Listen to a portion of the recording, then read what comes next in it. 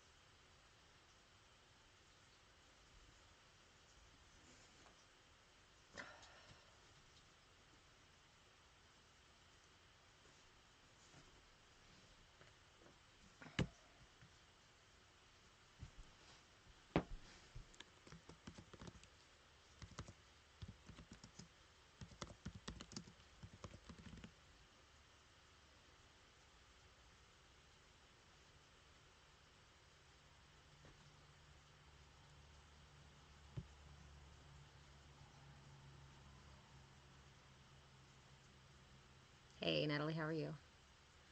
I'm just getting set up in the places and live on another device. Okay, well, apparently I successfully connected that to this, my streaming device. But I don't know where to view the comments and things like that, so that might be a problem. Chats.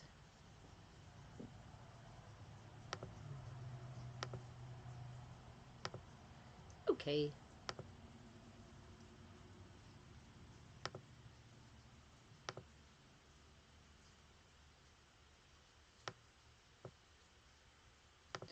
All right, can you see okay from there? This board? Do I need to flip my camera? I feel like I need to flip my camera. It's going to be really weird for me, but I'm going to flip the camera. Right, wait, mirror video. There we go. There we go. It looks so weird. Can you see it over there okay, or do I need to flip again over there too? Hey Beth, hello everyone, coming on in. If it looks funny, I have mirrored my camera and it feels really weird because the light is over there, but you see it over here. It's so you guys can read this board, but I don't know if you can really read the board in the first place, so. Welcome in everybody. This is our Wednesday classroom session where we're going to talk about the energy body. We're going to cover the topic for each month. So every Wednesday I will be live between 2 and 4 Pacific time here in, it's all different. Okay, flip it. Let me see if I can figure out how to flip it on YouTube.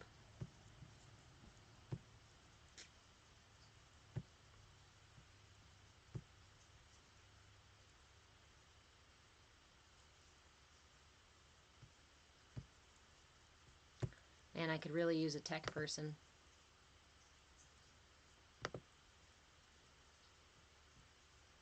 No, I don't want filters. Ha! I can do these things. I can do hard things. Okay. Yeah, it's weird. It's really weird to mirror.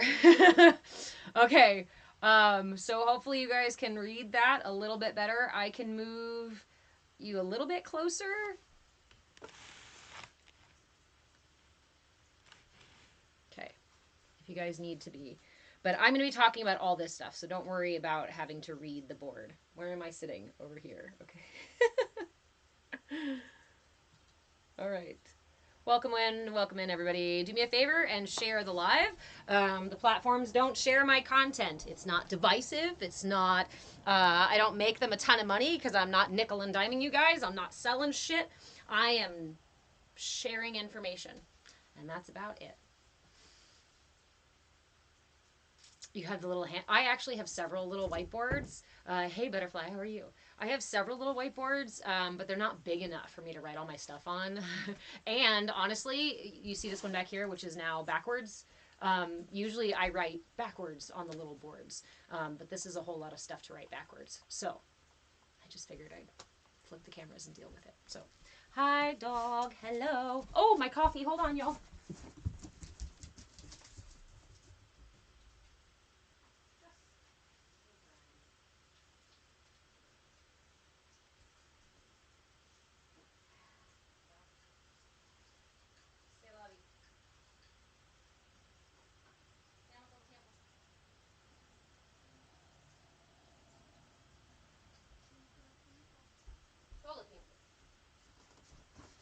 Okay.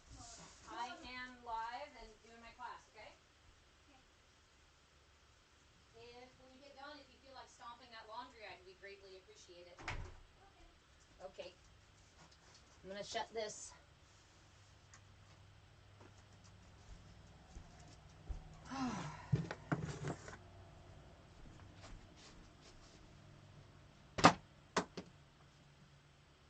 Hi. Hello. Oh, you guys. Single-handedly shifting the balance of Earth wisdom. I love you guys. Thank you, thank you, thank you. So I am trying to increase upon my lives. Here's what I try to do every year. I do a bunch of lives, and I get a bunch of positive feedback. I really enjoy doing it. I get to share all this information, and then I'm like, see, we've got this big swell of energy. Why not go ahead and bring it into private classes? We'll do Zoom classes, we'll do the community stuff, and I get it. I get not wanting to go to Zoom. I get not wanting to go anywhere off of the social media stuff, and I also get the having to show up for something rather than the anonymity that's allowed that you get being behind the screen here. So I get it. But what you guys see pretty much every year is me attempting to kind of like create a little, I don't know, a dike. I'm going to create a dike so that I can bring the water, bring the energy down into a place that's more cultivated rather than just these lives. But as long as you guys keep hanging here, I'll keep showing up. I'll keep coming back around. So this month, right now in February, we have the Friday 10 a.m. tiny yoga class. That's going to stay there for now. However, I may be moving that at some point so that I can do some stuff in person here in town. I am planning to do some kids yoga.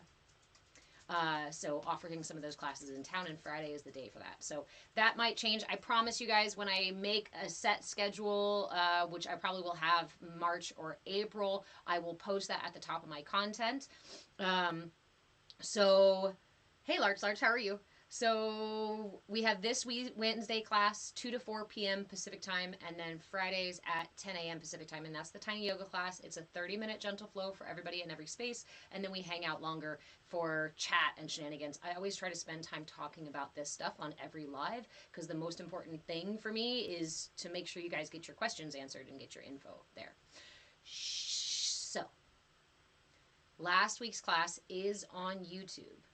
I'm live on both TikTok and YouTube, and the replays will stay on YouTube. For now, I'm just going to leave them open.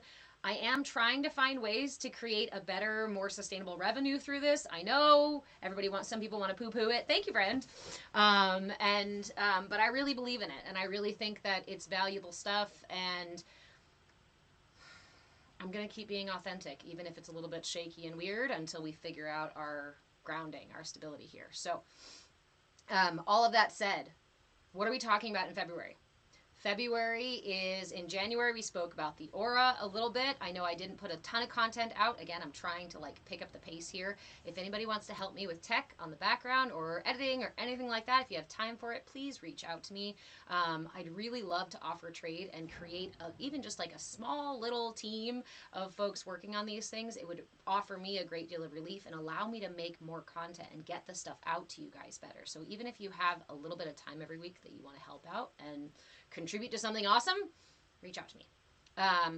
Okay, so January we spoke about the aura, and the aura, the energy around our body, the toroidal field of energy that is created by the palpitations, by our heartbeat, that those defibrillator cells in our heart that continue to beat are the things, the electromagnetic generator that creates this toroidal field of energy around us. You see the same thing around the planet, you see the same thing around animals, you see the same thing around a lot of different things in this matrixy reality. So that was January. I offered tools for that. Feel free to throw your questions out if you have any questions about aura stuff. But this month we are focusing on the layers of the bodies within the self, which are in Sanskrit we call them koshas. In yoga we call them koshas. And then we're also going to talk about the elements that reside in the body and the movement of those elements, how they move through the body, and also how they correlate to the fingers, and how you can address or align or adjust and strengthen the different energies. So, last week we talked about the chakras. We talked about the central energy channel called the Sushumna channel that runs through the center of our system. This is my favorite to reference a lot because I talk about the body as an instrument, right? Like a flute. You've got your central energy channel for the energy, for the solar and lunar energies to come into the center, and they meet at our center, which is our heart, which activates those defibrillator cells. Those defibrillator cells then give us life and manifest that energy field around us. This is why I share this stuff. Like the fact that this energy, our life force, flows through every layer of the self and helps us, understanding it can help us align with our true purpose, with our authentic self, with our higher self, with our inner wisdom. And we'll talk about that in terms of the bodies too, like where these different parts of self reside, because there are different sheaths for them. Okay, so if you have any questions or want me to clarify, I'll go over the chakra system really quickly here, just so we can go over, have that same, everybody's on the same page as far as where the chakras are. Hey Dawn, how are you? And again, remember everybody, if you miss class or can't stay for the whole time, I am on from 2 to 4 p.m. Today. If you can't stay for the whole thing or want to review later, they are always on YouTube at Move a Change. Okay, enough announcement. Hey Petite, I love you too. Vita, you're feeling very sick today. I am so sorry, friend. Well, let me, because I'm going to offer you a mudra for this week. We can talk about some other asanas and other things like this. Thanks, Enoch. I got to find where the heck I'm going to put my coffee down, because it seems to be not in... It can't live in my hand. It's too hot. Okay. So, just briefly, the chakra system. The chakra system is comprised of 7 primary chakras. And as I mentioned just a moment ago, we have a central energy channel.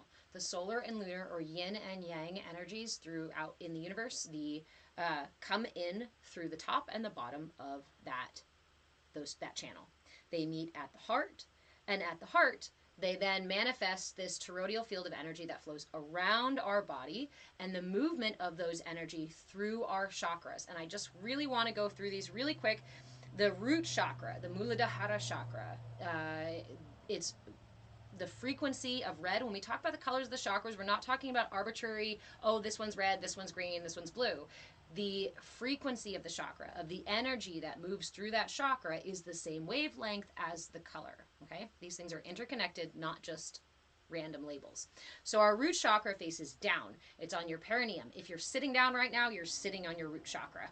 And that is associated with our physical body. It develops during the first 6 months of life, and the question is whether or not I am safe. Do I have a right to exist in my body at all? I'm here, I'm human, is this cool? The sacral chakra is your second chakra. It's the Svadhisthana chakra in Sanskrit. It resonates the color orange. I have to do this apparently every time I say a color.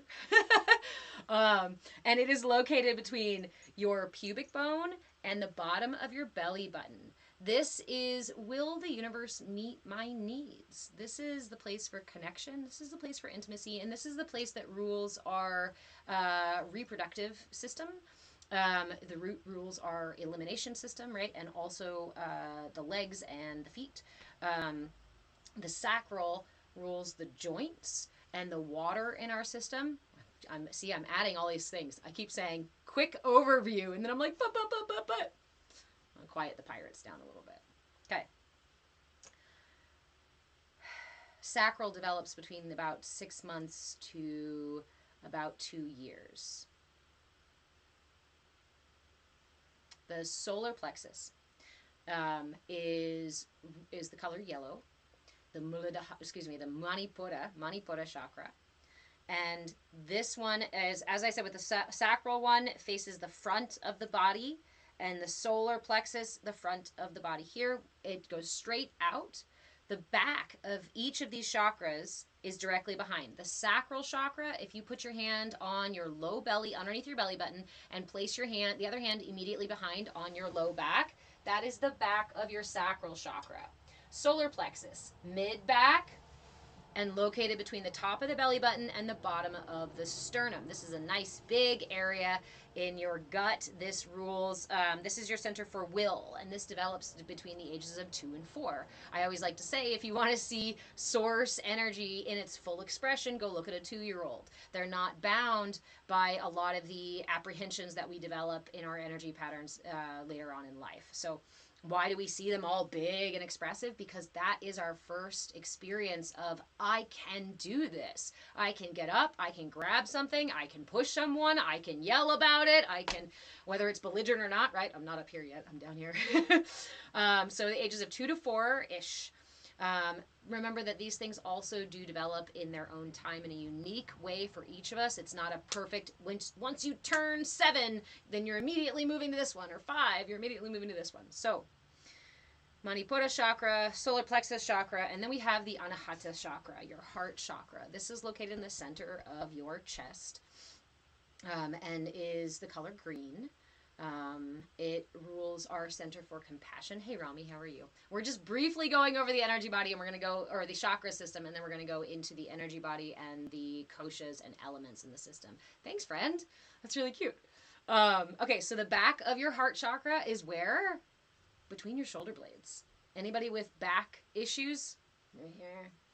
The back of your chakra is just as important as the front of your chakra, but there's a word for this. Something centric, but I'm just going to do this, and it's going to give you the right idea. We are centric like this in the West, and so oftentimes we don't even pay attention to the back body, to the back chakras, to our shadow self. Okay.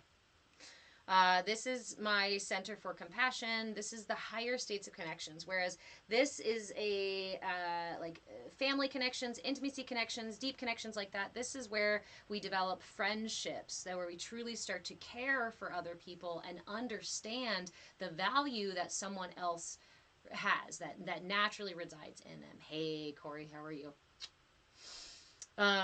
Dr. Feminist, egocentric? Yeah, kind of, but it was more like, my brain said heliocentric, but that's not it. That's yeah, because that is kind of egocentric, right? The sun revolves around, but it's more that we rely on these 5 senses, our eyes, our ears, our nose, our mouth, and our touch. And we rely on the prefrontal cortex for a lot of our understanding processes and even for our emotions and stuff. So we live very here, and it's not just ego, it's we just miss so many other parts of the self, and the back self, and the shadow self, and the subconscious self.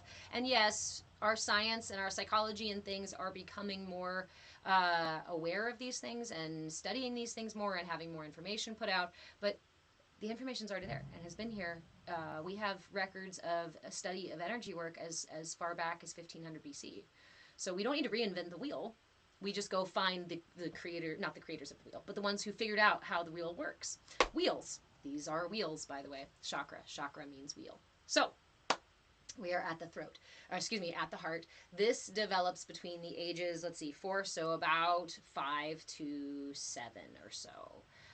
Then we move up into the throat chakra, and the throat chakra is located just here in the front of the neck and in the back of the neck. Same thing. If you have, like I do, I just got back from the chiropractor, so this is all very raw. The back of your neck, if you have issues in the back of your neck, even with slouching and things like this, what is this doing? This is energetically protecting your heart and your throat and your solar plexus, by the way. So a lot of times when we do this, we're actually protecting our energy, and we're allowing more of that energy to move out the back body, which manifests oftentimes our ego self, our unconscious self, our shadow self, in ways that we're like, I feel so disconnected from this. Why can't I see it? Because you can't see it with your eyeballs, right?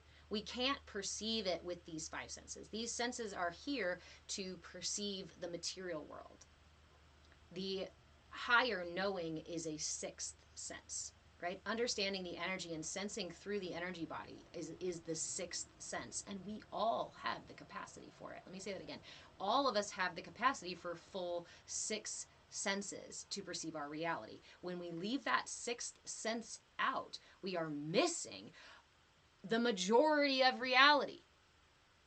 How much of the universe is material matter, observable through these five senses? The rest of it is ether, is non-matter, right? Is energy. Isn't that funny? We keep ourselves, hey Brian, how are you? We keep ourselves in this kind of place of ignorance, in this place of narrowed thinking and knowing, when we only rely on our five senses.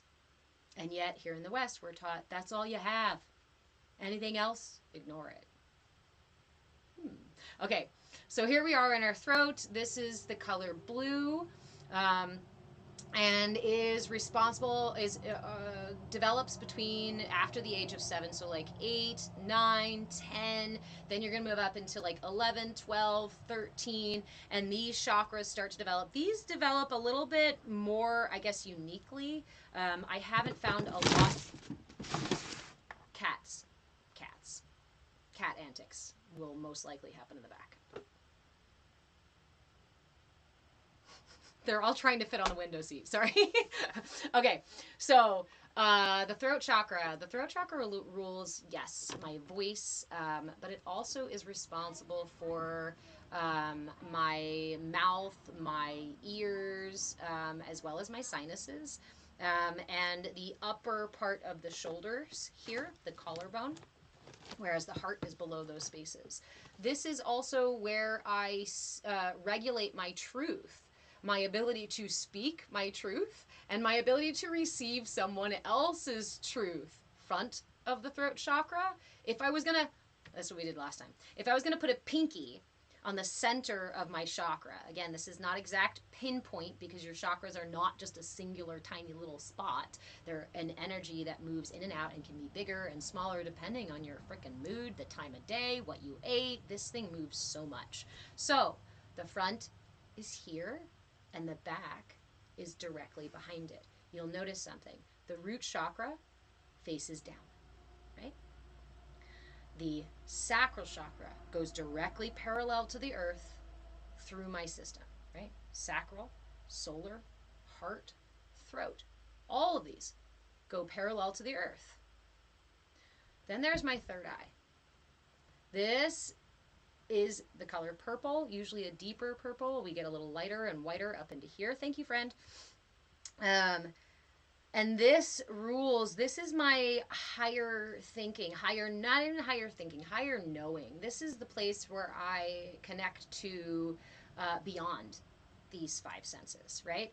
What I love about this is that the purpose of the chakra is illuminated when we understand the angle of this chakra. The back of the third eye chakra is at your pineal gland, is right where the spine connects to the head. So it's down here. That means that my third eye chakra goes at a 45-degree angle through the head, which if you're into numerology, right, 45, 9, it's a really important number. Ask Tesla. Ask Nikola Tesla. Then we have our crown. Anahata chakra, green. Heart chakra, throat chakra, blue. Vishuddha chakra, truth, develops between the ages of 7 to maybe 9 or so. Then we have our third eye, purple. Ajna chakra, third eye or brow chakra, and develops later on in the years. This one here and this one here can develop earlier, and we'll get to that a little bit, and it will usually in regard to things like trauma or unique experiences that we have earlier in life that pull the energy way up instead of residing in these lower chakras when it's not safe to do so. So for some of us, we may have had the experience of having really early spiritual experiences, really early profound insights or connections with guides or angels or other things like that, right? Oftentimes those come from having very intense experiences that require the energy to express through there. If we are otherwise safe in a lovely little bubble, these will slowly move up, and we don't need to do this until later on in life. And then our crown chakra, developing throughout the rest of our lives. This one, I mean, none of our chakras are finished developing, okay, when I got to choose my words wisely, right? They settle into a habit.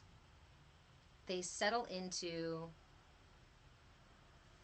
Dawn, so cool, and correlating the ages to chakras and life events then. Yes. So when I went to school for 12 years, college, and studied human development and wellness across the lifespan, one of the biggest connections that I made was between the development of the chakra system and the cycles of development of the chakra system and the stages of development that we have in child development, social emotional development, physical development, cognitive development. All these things line up with the way our chakras develop. And of course, the chakras themselves are actually associated with the same things that we say are the challenges for each of those stages. Particularly if you look up Erik Erikson and his stages of social emotional development, you will see a correlation between shame versus, autonomy versus shame and doubt, industry versus inferiority. Fear versus trust, right? Fear versus trust is the first thing we do about for the first 6 months or so, and that's the root chakra. So that was really cool. If you're you like the mind stuff like me, go look into it. It's really cool to put them side by side. Okay, so now we have our crown chakra. The crown chakra, as I said, continues developing throughout our lives. I was saying that the energy of the chakras, when I say they develop, I am talking about them settling into the patterns that best support you. Remember that your entire system is always aiming to, first, keep you safe, and second, help you self-actualize. The entire universe is running on the Fibonacci sequence. So it is expanding up and out. If you think that you're not evolving, you're already on the ride. You're already in the river. You can't stop yourself unless you literally grab a hold of a tree and hold on tight while the storm blows through. But if anybody has ever tried to resist the flow of life, you know how much chaos that creates for you, right? So this is why a lot of teachings suggest we let go and let God, or detach, right? Practice non-attachment to the outcomes of things or to the flow of things, and more learn to surf with these things as the waves as they rise and fall. Okay. We got it? I'm already 20 minutes in and we've still just reviewed the chakra system. Any last questions or anything you feel like I missed before we start talking about the energy channels as they move through the system and the koshas and the energy bodies?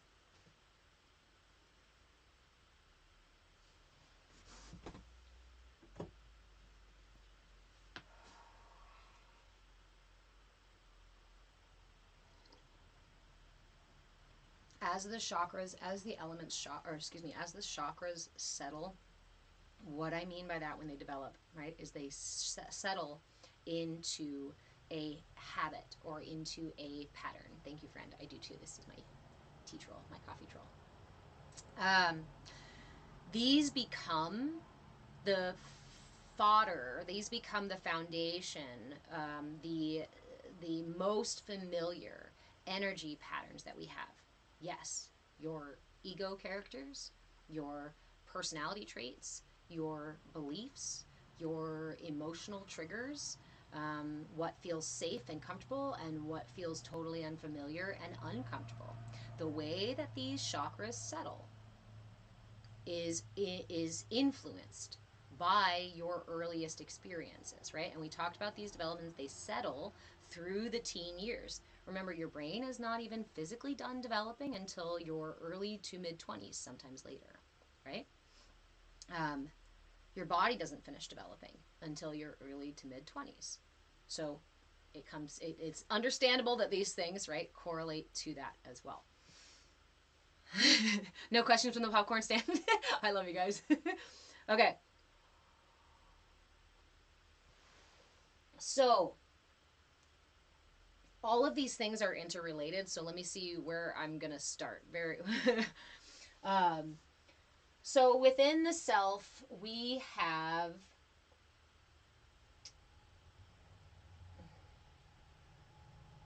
I'll talk about the koshas. We have these sheaths, right? These layers of self, or we can refer to them as layers of self, as different bodies of self.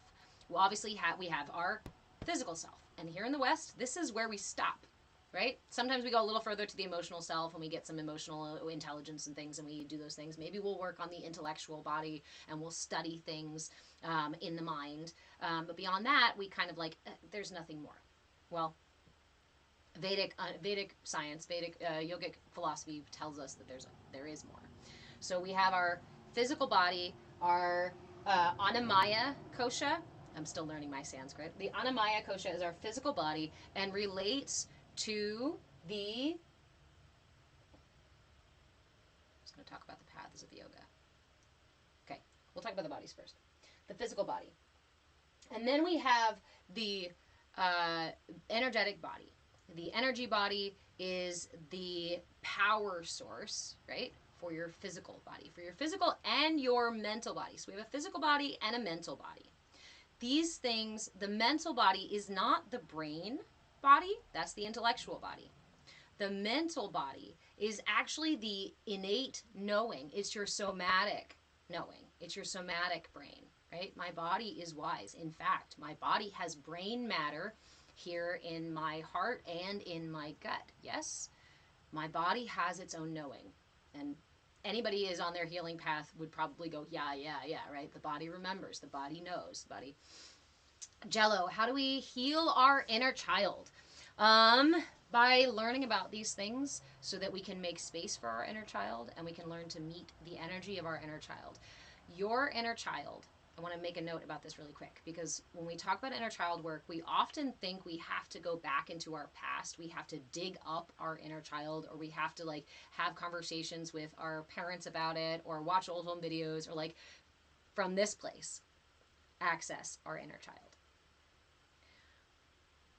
Everything that you need right here and now is already with you.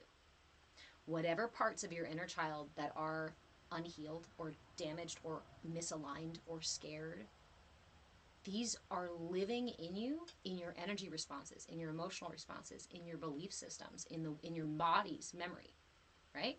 Oftentimes, I didn't mention this before, but under the age of 8, your brain remains mostly in the theta brainwaves. That's the REM sleep time. That's when you're, as an adult, in bed, sleeping, eyes darting back and forth, and you're having all those fantastic dreams. The child brain does not come out of that state until about the age of 8, which means all of the knowing and understanding that you experience before gets integrated into the body. That's why there are healing techniques, somatic healing techniques, because not everything resides here in the brain. A lot of those things, especially from those early first years, reside in the energy systems, in our patterns, in our beliefs, in the way we physically hold our bodies. If my heart kept getting hurt when I was little, I am most likely going to start physically protecting it by slouching, or in my case, by holding my shoulders up high.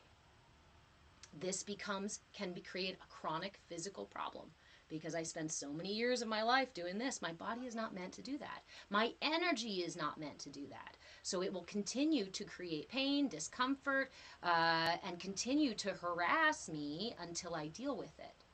That's not my body trying to get me. That's not my brain trying to be mean to me, or my emotions screwing with me. That is my allies, my energy, my system, my ego saying, hey, can you please give us some attention? We really could use some alignment over here. But in the West, again, we're taught to keep ignoring those things.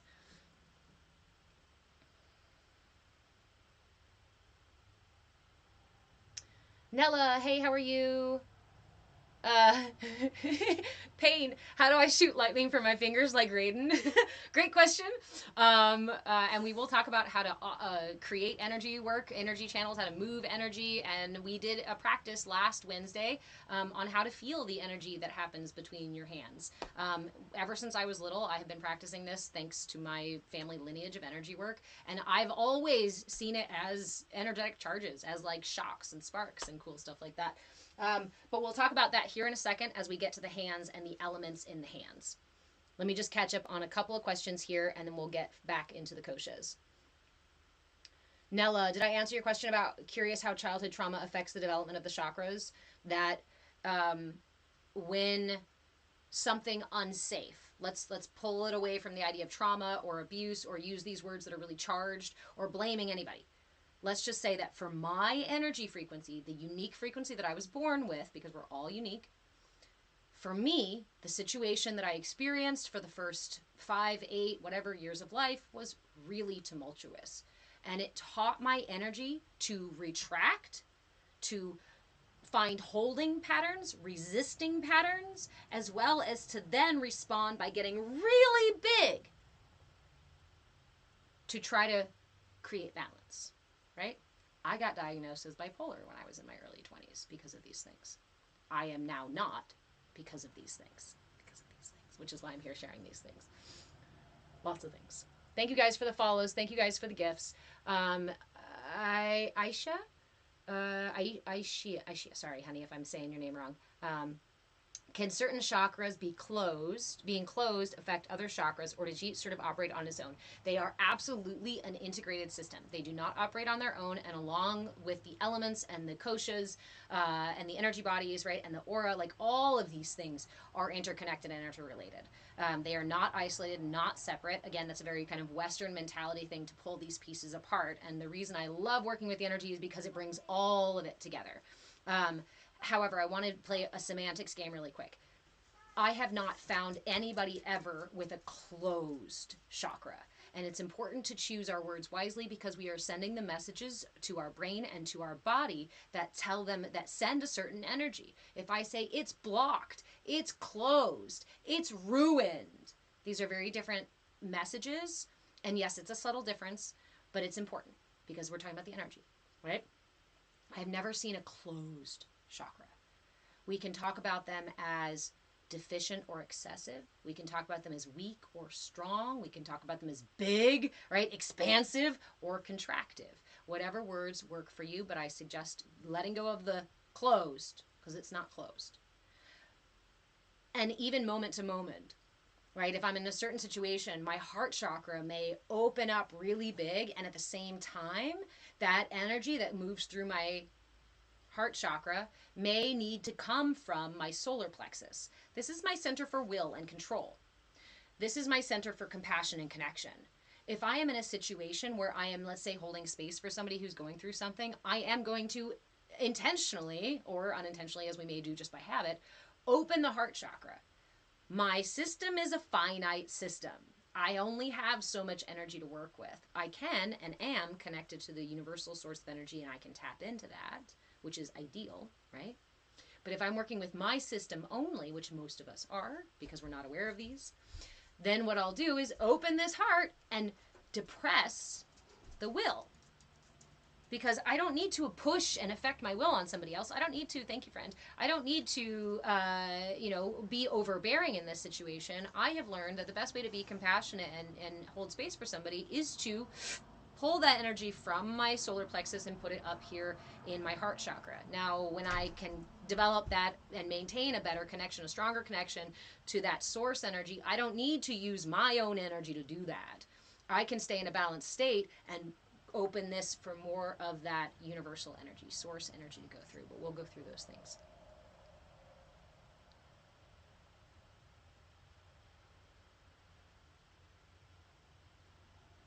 So for those of you saying you slouch all the time, hunch over, this is something that I specifically have been working with for me because I have chronic issues. Hey Brian, sorry I didn't see you there. I have chronic issues that are now manifested in my physical body that I'm being told to take pain meds for and get surgery for, and I'm not going to. I have been working with these tools, with yoga, with mindfulness, to realign myself in a way that's relieving the pain and realigning my spine, rewiring my body, rewiring my physical body, my energy body, because it's not just my physical body, right? Have you ever tried to make a habit and change this thing, but when your energy body or emotional body keeps coming in and pushing it out, you're not going to be able to do that because these are all integrated. So, point being, stick around. I have a lot of stuff that I do for that purpose specifically. Pronounced Asia. Thank you, friend.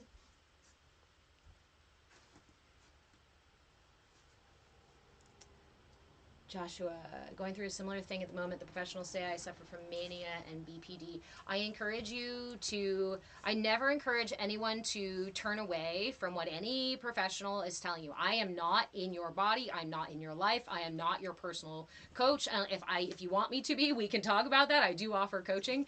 But in terms of that kind of stuff, I will never, ever, ever tell you to stop what you're doing right now. That's not my place to do so. However, I always encourage you to add these practices of mindfulness. And sometimes the most simple practices will have a really profound shift for us and help open up the path so that we can see another route. For me, it wasn't sustainable to be on a medication forever and to be stuck under a diagnosis forever.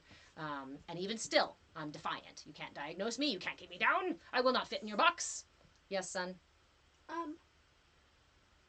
I am done with activity and story time, and one of my friends, we exchanged Gmail email. Okay.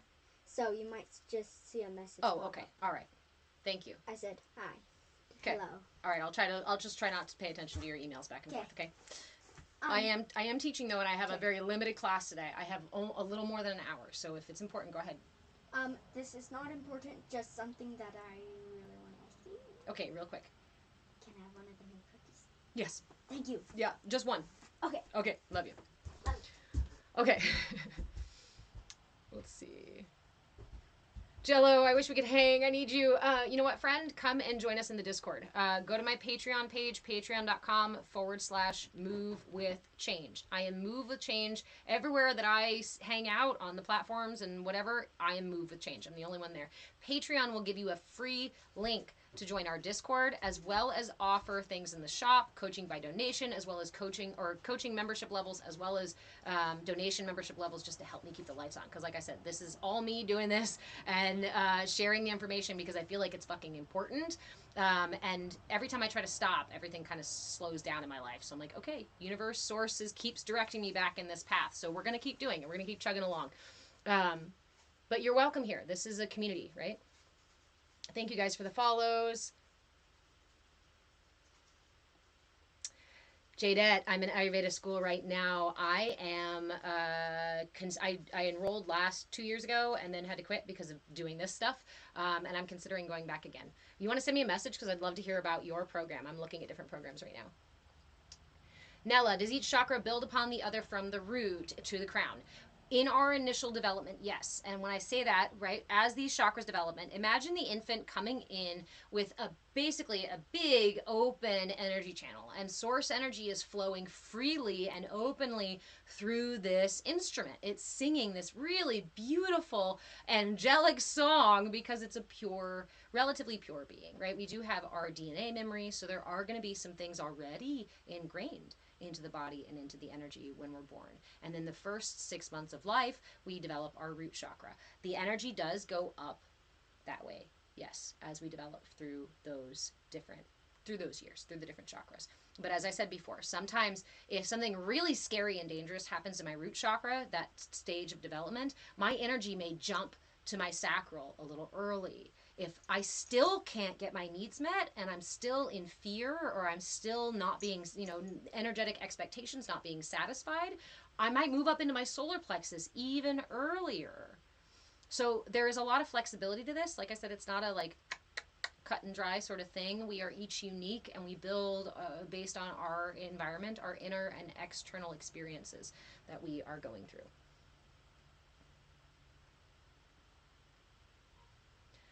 Do I utilize EFT tapping for wiring? I don't do it a lot myself, but there is a creator on here called The Tapping Point. If anybody wants a tapper or wants to join tapping, he goes live regularly. He's freaking amazing, and when I can get in there, I do it.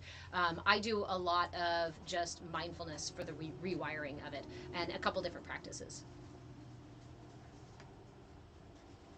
Nella, what happens when you build upon disturbed or out of balance chakras?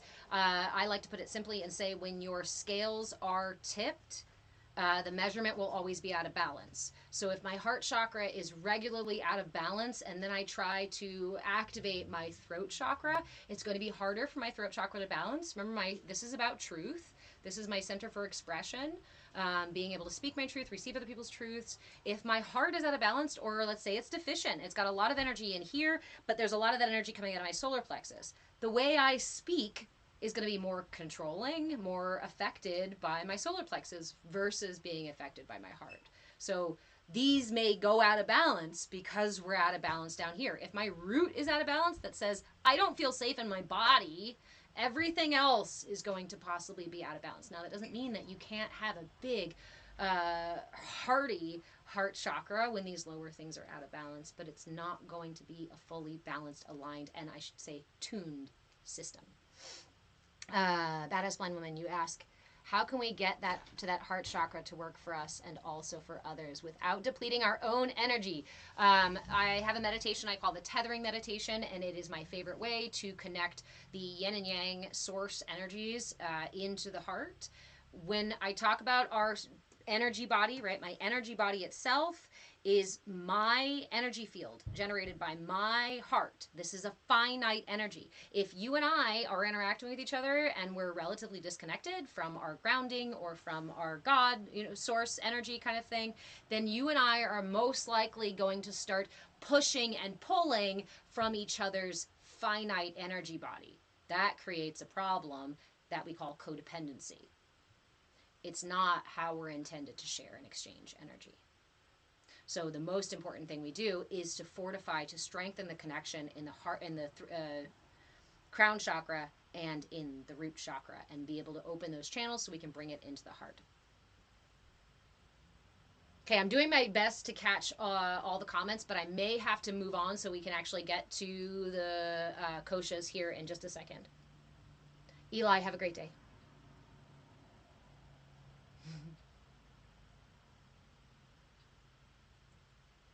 Dr. Banner, if you're still in here, how much time do I recommend for a morning meditation?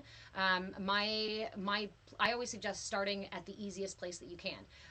Meditation is a personal practice. The more you sit with it, the more it will resonate within you. But when we try to sit ourselves down for 45 minutes every day when we're first starting, we are more likely to come up with struggle, stress, frustration, confusion, feeling like we're not doing it right. So don't try to go big or go home, right?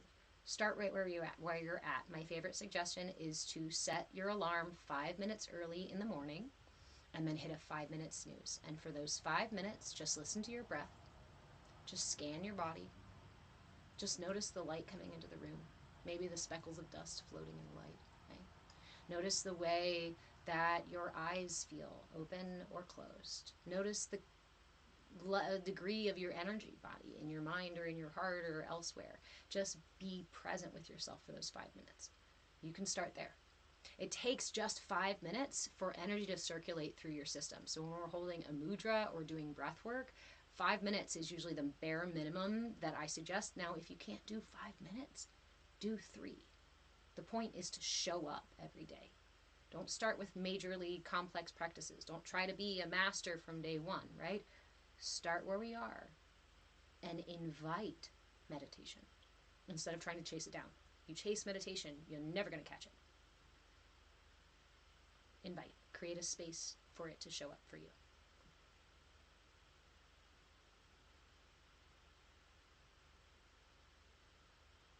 Rami, I don't think I've heard of the Gateway Experience. If you have links and you want to message me, let me know. I would love to see them. Thank you guys for all the follows. Friend with the emoji name, can a UTI be a root imbalance? It would more likely be a sacral imbalance because your sacral chakra is the element of water in your body and is also associated with our reproductive organs, right? So root and sacral, yes, because root is responsible for elimination, but these lower chakras kind of work together on those sorts of things, on elimination and the various organs down there. But if you are having regular issues with the UTI, I recommend, as an herbalist, I recommend finding some uva ursi. That is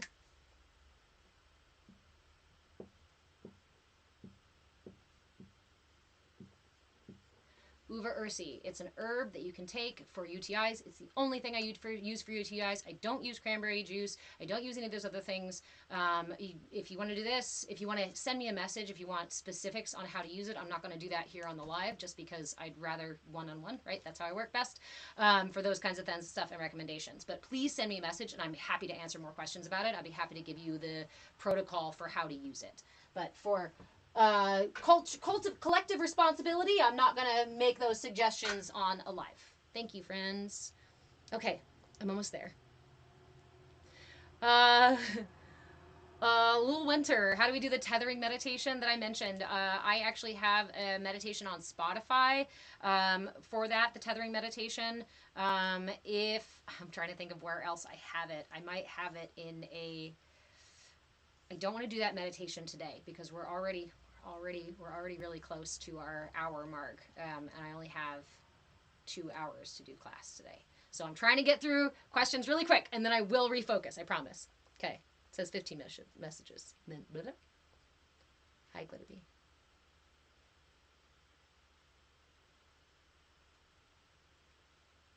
Hey, Lisa.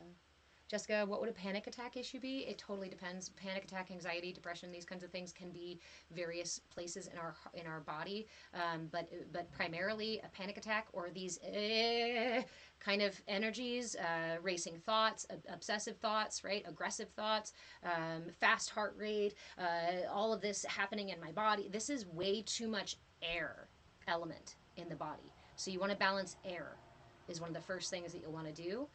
And that is going to lead us right into this. So I apologize anybody else who has messages. Turtlebutt, my classes right now are on Wednesday evening from 2 to 4 p.m. Pacific time and on Friday morning from 10 a.m. Pacific time. Replays are on YouTube, so in case you miss class or can't make it to the whole class, replays are on YouTube. I am Move a Change on YouTube. Okay. So I apologize anybody else if I didn't answer your question. Feel free to send me a message. I'm happy to answer questions. Even better, comment on my content so that I can then hit respond by video, right, and make you a whole video. Okay. So the elements in the body. Dang, we were talking about the koshas. Okay, so we have our physical kosha, our sheath, our physical body. Yes. Then we have our mental body, and the mental body is the knowing, the mind that is the physical body. This is our somatic self, somatic knowledge, somatic mind. There we go. Then we have our energetic body or our breath body, and this is the charging system, right, for all the other layers of self. You can have the somatic knowing, that brain, you can have the physical self and the senses, but without something to activate them, without energy, without that charge in our heart, activating those defibrillator cells, none of it works.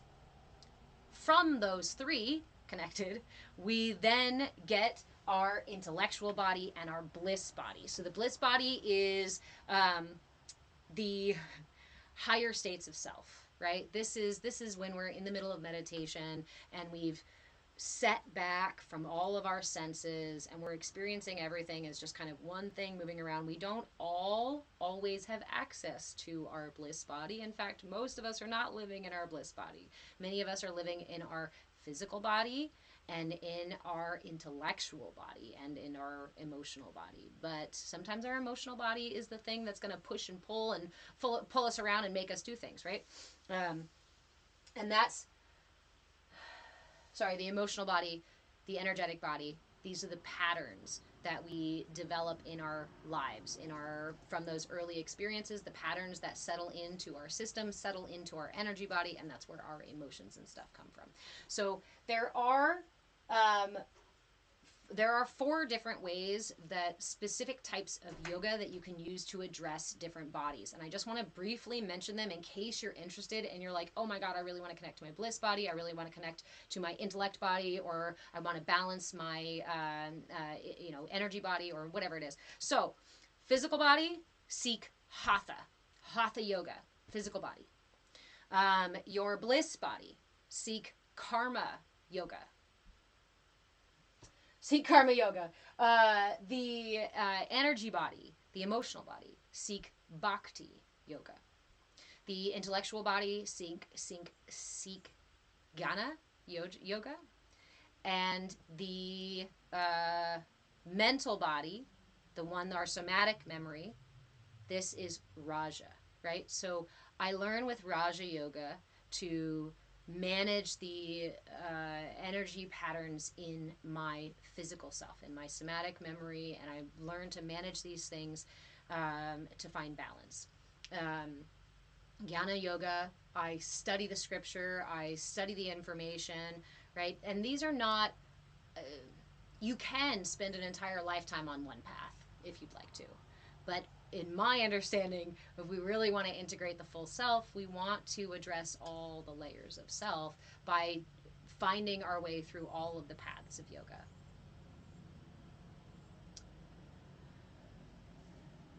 Topi, what about joy related to your solar plexus and how do you heal it? So, joy is a frequency at which we resonate. If we talk about our emotional states or states of being as frequencies, we can see them on a scale to our higher states of frequencies. Things like joy, authenticity, right, is our highest state of expression because it includes unconditional love, joy, or it includes love, joy, and a variety of other things, these higher states. Then we have more neutral states of being, and we have these more dense states. I don't like to talk of them as good or bad or right or wrong or even higher or lower. I like to talk about them as expansive states or contractive states. Okay? So if you're like, I have it, what do you mean? What do you mean expansive and contractive, right? Okay. Think of the last time that you were angry or really frustrated about something. What does that feel like? You can physically feel the contraction in your body, right? Anger, frustration, somebody sends you a nasty text and your brain's like, ee! This is because your frequency, your energy body was now just pulled into or received these lower, denser frequencies that pull in the system. Now, when we're experiencing joy, right? What does that feel like? That's open, that's expanding, that's my energy resonating out further out from me versus pulling back into me. Or a heavy feeling in your gut. Yes, these are contractions, right? The whole body doesn't have to contract for you to feel a contractive energy. Sometimes we feel it specifically in different areas. Kundalini yoga. We will talk about Kundalini yoga this year. You guys were both just now asking where does Kundalini yoga fall on that list. Kundalini yoga is my favorite way of addressing the energy body. So typical yoga asanas, right? If I'm there doing typical yoga asanas, I'm dealing with physical body, I'm dealing with my posture, I'm dealing with my mind as well to kind of cultivate presence and learning these subtle differences in my body. I'm going to practice my breath. They're all incorporated into a well cultivated yoga practice.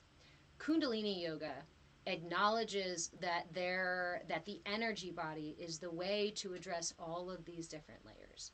I would not recommend only doing Kundalini or only doing Hatha, right? I know, again, like I said, you can choose one path if you'd like to, and some people do.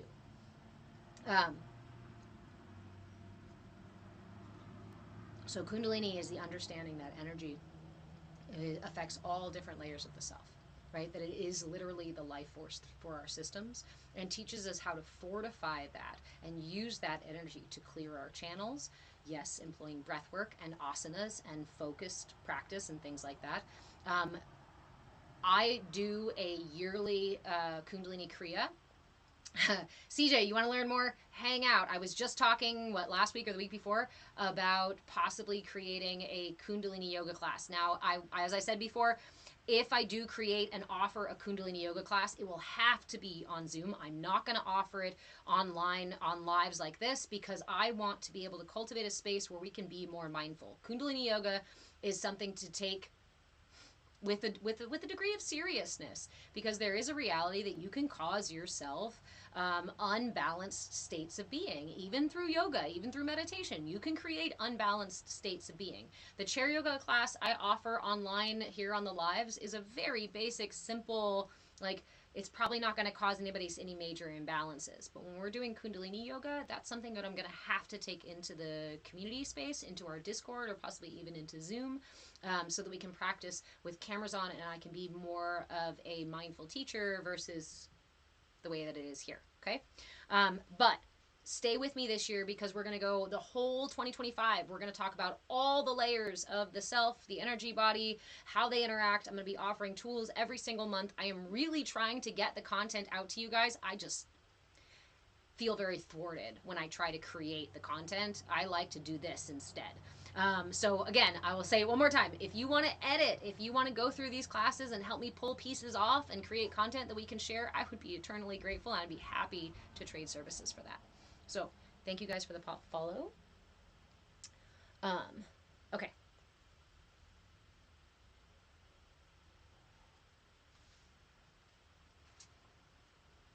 Do I want to say that or not? Do you want to say that or not? Okay. One last thing about Kundalini Yoga and all the paths of yoga. There is this understanding that the self actually resides in the center, right? Not here in the front of self, not back here behind the self or hiding of the subconscious self. But when we integrate all parts of the selves, all of those selves meet in the center of the self, just inside of the spine. So if I've got my spine on my back, the self sits right there on the spine. The spine has a fluid, yes, a fluid that has its own pulse, different from your heart. It has its own pulse. And this fluid can move up to the pineal gland, and the pineal gland secretes a fluid as well that goes back down the spine.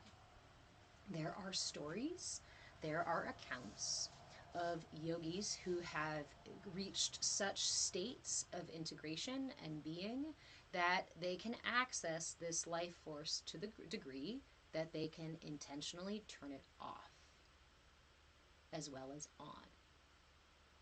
Some of the accounts from these yogis are of knowing and understanding, like turning on their life force and remembering doing so, as well as reaching the end of their life and choosing to turn off their life force. Again, that's a topic I don't want to dive too deep into because there's a lot of implications to that information. But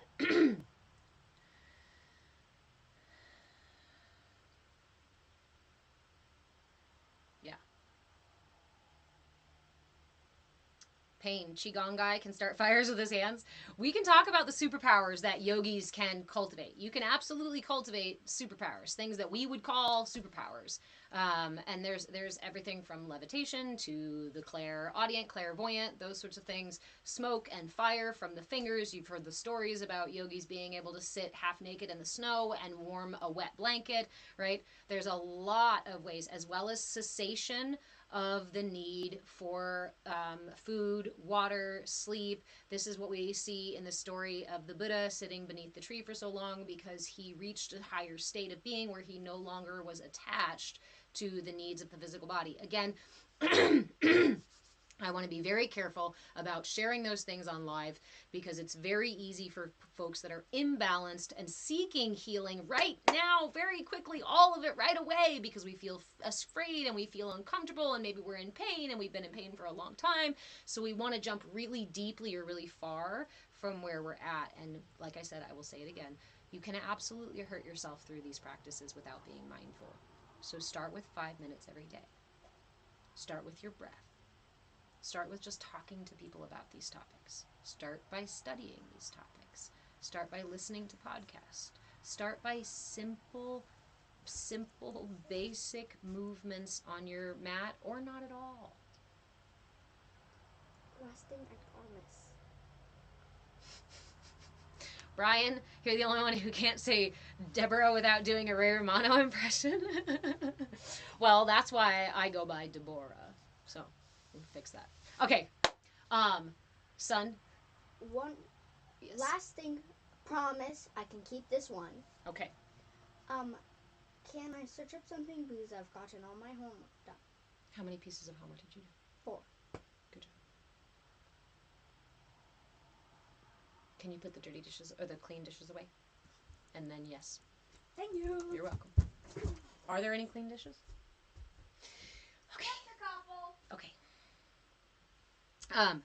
All right. So, Koshas, we've been through the layers of the body and how they relate to different paths of yoga. So let's move into the pranas, the movement of energy. No, let's talk about the elements first, because we'll get to the elements and then we'll show how the elements move. The elements in the body, the 5 elements that exist in the body are the channels move through each of the individual fingers. The thumb is fire, right? This rules the element of fire in the body. Air is the index finger. This rules the element of air in the body. The middle finger is ether or spirit in the body, or energy body. The ring is earth, the earth element in the body. And the pinky is water. So when we do mudras, which you probably all have seen somebody do this, right? Or maybe you've seen that, right? Or maybe you've seen some of these similar mudras. Chakras and mudras, really nice one too, right? These work by redirecting the energy channels in the body. Think of like a battery or an electrical circuit. When I bring these two together, I am connecting the energy of fire and air through my system, which can actually increase the element of air. So if I'm feeling really anxious, this may not be the best choice for me, right? If my body is retaining a bunch of water, this may not be the best choice for me. But the point is, we can use these to address and balance the system. It's why I teach mudras, why I love mudras, why when you go find my replays, you will find a lot of mudras. Last year, I offered a new mudra every single week, and that was the foundation of the classes. Let me just move this puzzle piece for you, TikTok. Thank you. Okay. Fire, air, ether, earth, water. Okay? These energy channels run through the system. We know that in acupuncture, in Eastern medicine, they also use the elements in the system to deal with different ailments in the body. And different elements are stored different areas in the body too. Badass blind woman. Now the hang loose sign actually makes more sense. Fire and water. Even this one. This is a mudra. Actually, this is a mudra and this is a mudra. They're 2 different mudras, but we're going to get into that here in just a second. What is ether? Ether is the everything in between the material, right? We mentioned earlier that the universe is made up of this much material matter, and the rest of it is ether, is non-material matter, right? Ether is something you should be buying right now. Thank you. Thank you, Brandon. For anybody interested in what to buy. Okay. So, the different areas where the elements live or are associated with the chakras, our fire element resides here in the solar plexus chakra. The energy of the blah, blah, blah. We can go through the fingers. Fire in the solar plexus. And we have air in the heart. Ether in the third eye and or the throat chakra. These 2 here. Earth in the sacral chakra. Remember, the sacral is between your pubic bone and below your belly button. KAC. Any recommendations for calming Kundalini? Yes, hold on. Excuse me, no. Earth is your root chakra, the Muladhara chakra. Sorry. Water is your sacral chakra. Let me do this one more time so we can get it right the first time. Pinky, water element in the body, sacral chakra. This is where these energies, the elements reside in the body. Earth, right here, in your root chakra, your Muladhara chakra. You're sitting on it if you're sitting right now. It's on your perineum. The ether element, spirit, right? The non-material stuff in the universe. That is associated with both the throat and the third eye chakra.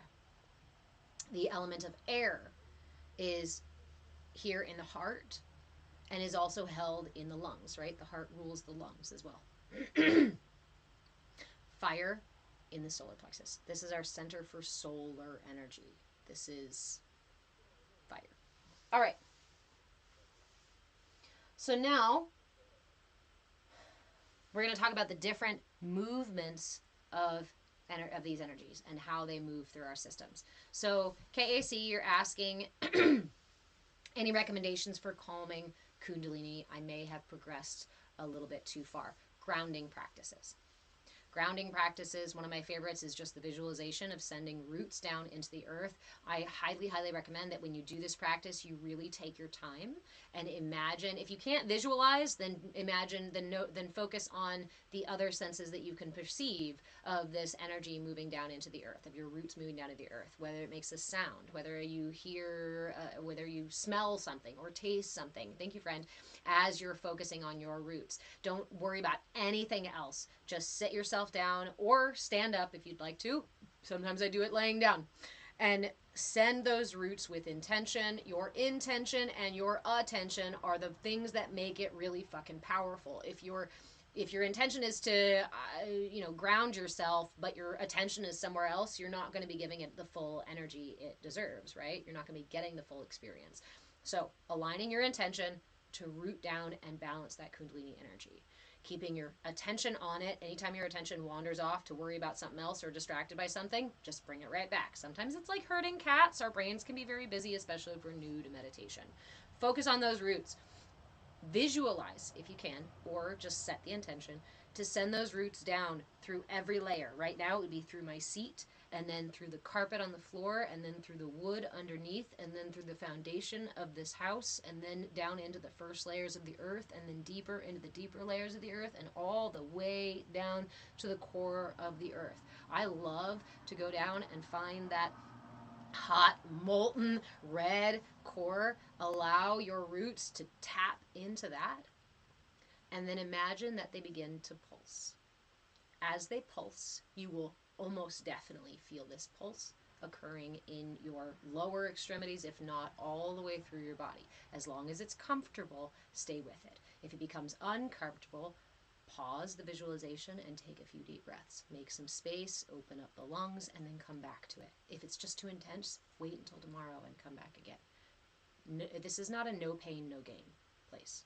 The physical body responds really well to being pushed and using weights and these kinds of things. It's a very hardy, sturdy material thing. These other layers of self are far more ethereal, right?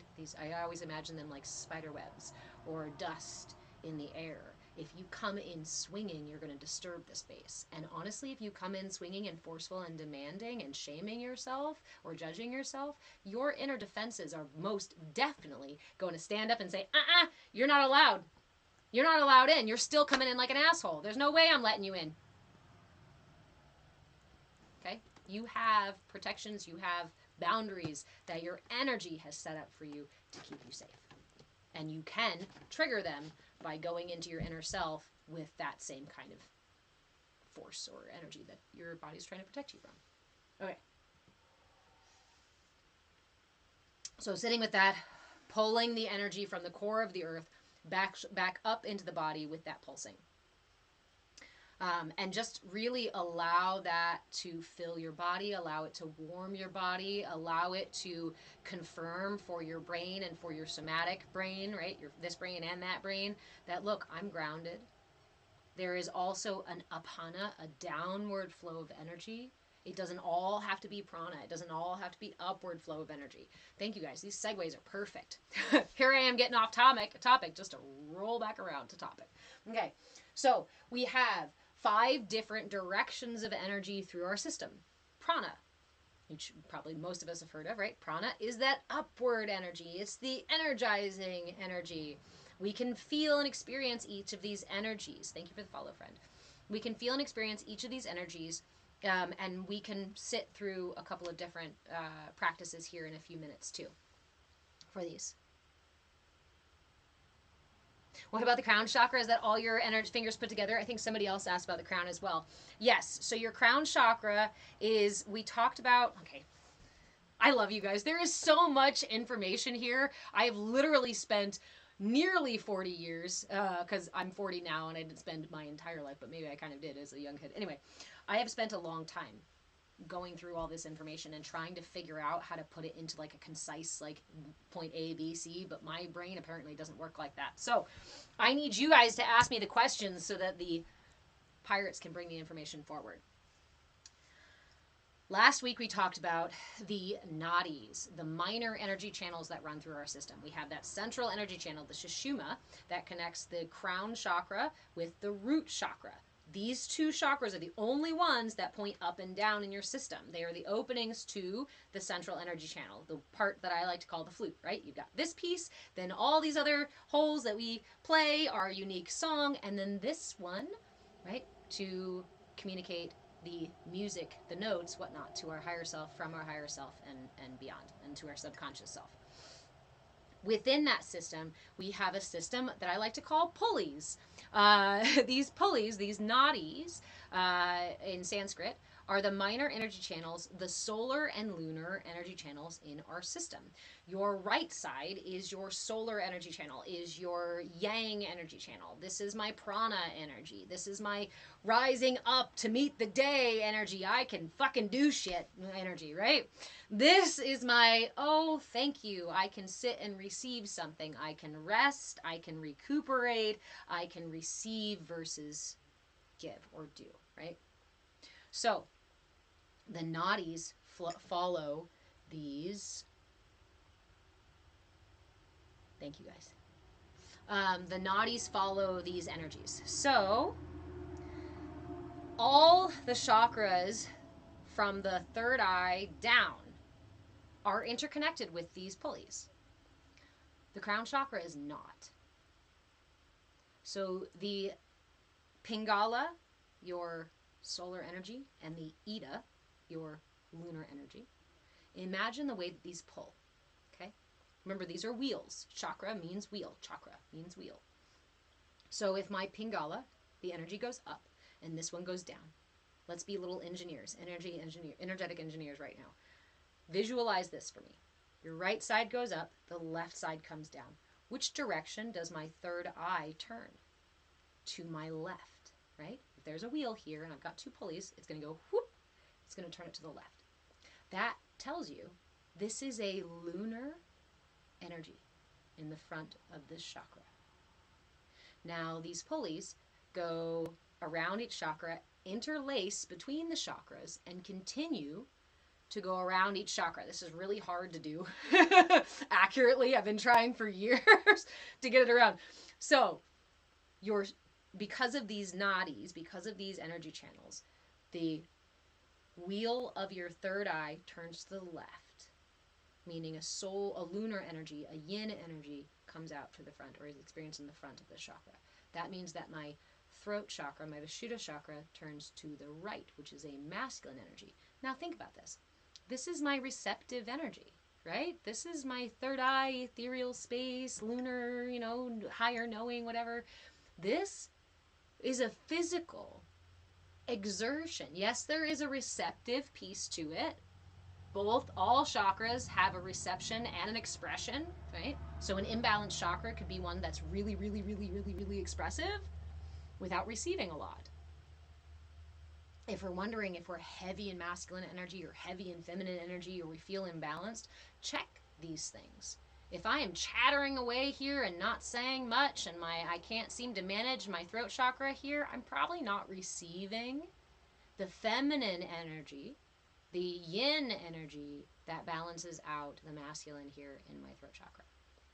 So Kristen, yes, like DNA, like strands of DNA. So we go down to the heart.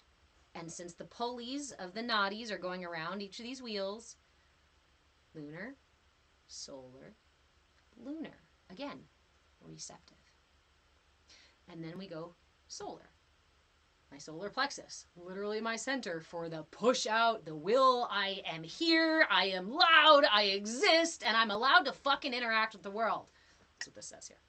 My sacral chakra is about connection, is about fluidity. This is our umbilical cord to the earth. The question here in my sacral, when it's developing, when it's settling, is, will the universe meet my needs? If I ask, if I have a need, will the universe meet me here? This says if I have a need, I can go get it. I can go do it. Right? I can go deal with it. This says, can I receive, yes, and give love? So when we're talking about these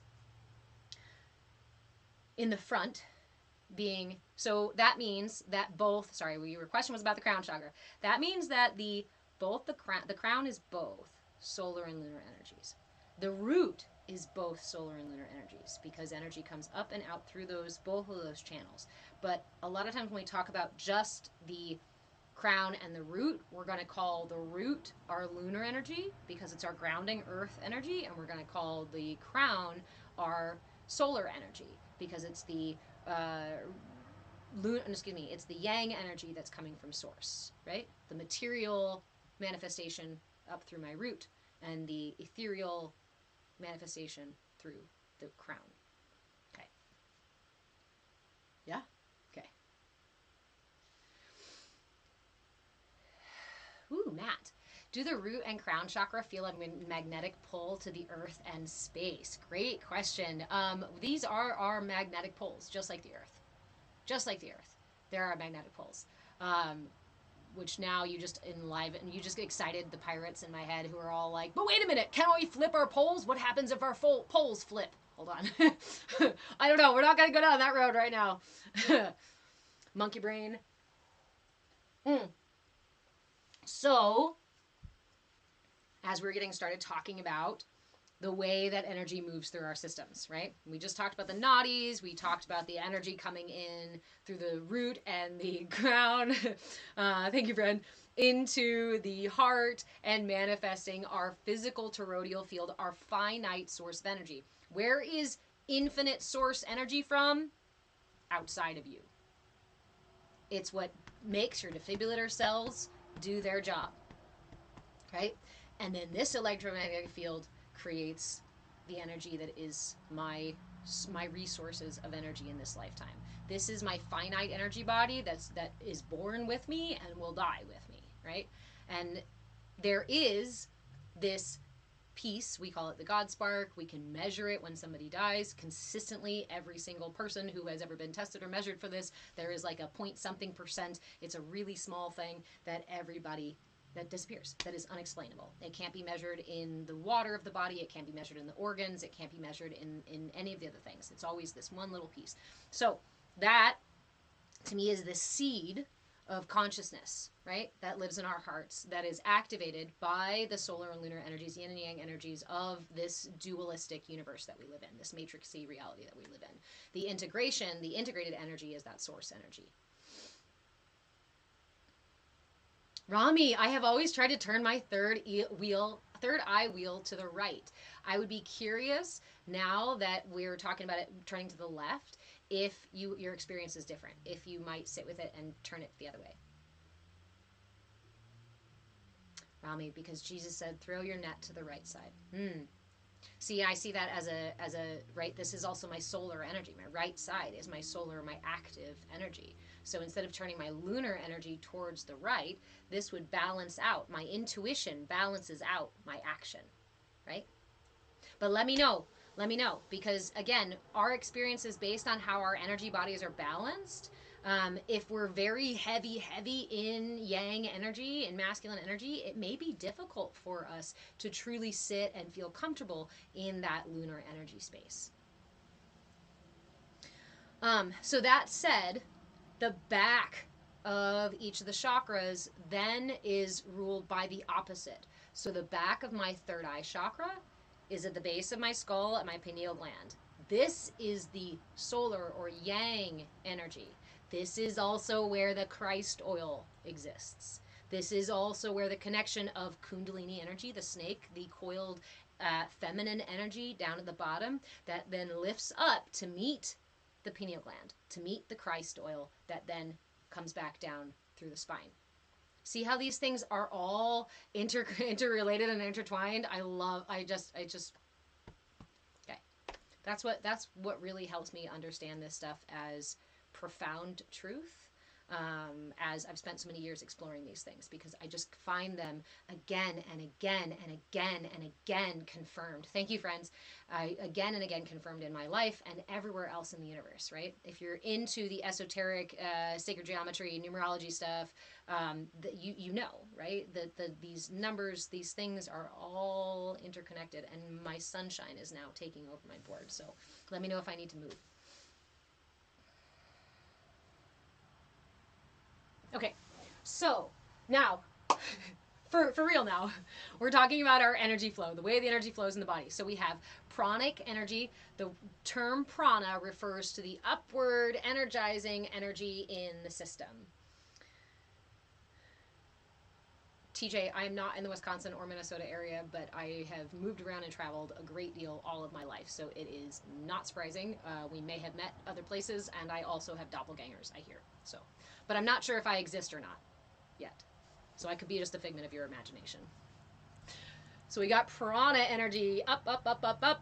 Solar yang energy, lifting us up, energizing us. This is our morning energy. This is our hello Aries energy, right? This is our spring energy. Then we have our apana energy. Our apana energy comes down, cooling the system. We see the apana and the prana and apana in our nadis. We see that in our waking and in our sleeping cycles. And then we also have 3 other energies. If you guys can see this here, I hope you guys can see this here. I apologize, I didn't write bigger. I should try better next time. I should try to write bigger next time. Okay, so then we have our which ones do I want to look at next? The samana and the vayana energy. So samana energy is our digestive fire. This is the energy that comes out from the periphery of the body and comes inward to help digest, help work through the things, the energies in the body, right? So we have an energy that goes up. We've got an energy that comes down. We've got an energy that comes from the inside, from the outside in, and then of course we have an energy, the vayana energy, that comes from the inside out and is expanding out around. And then we have the udana.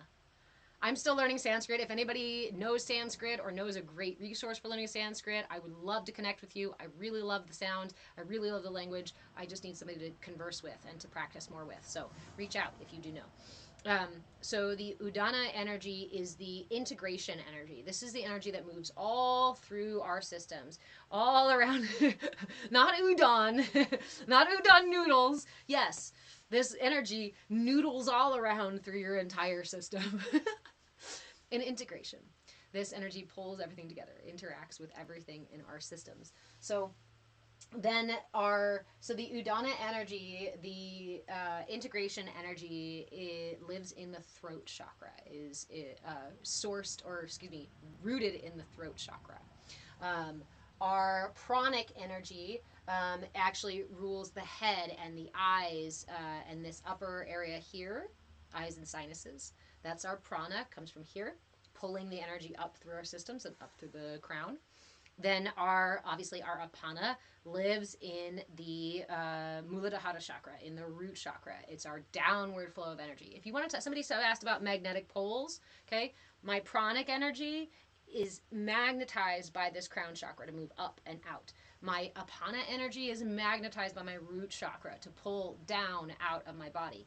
You can use this flow to move energy, to move emotions, to move thoughts, to move breath, to move pain, to move all sorts of things, right? Again, when we are aware of how our systems work, then we can use that awareness to improve upon the practices that we already have, right? So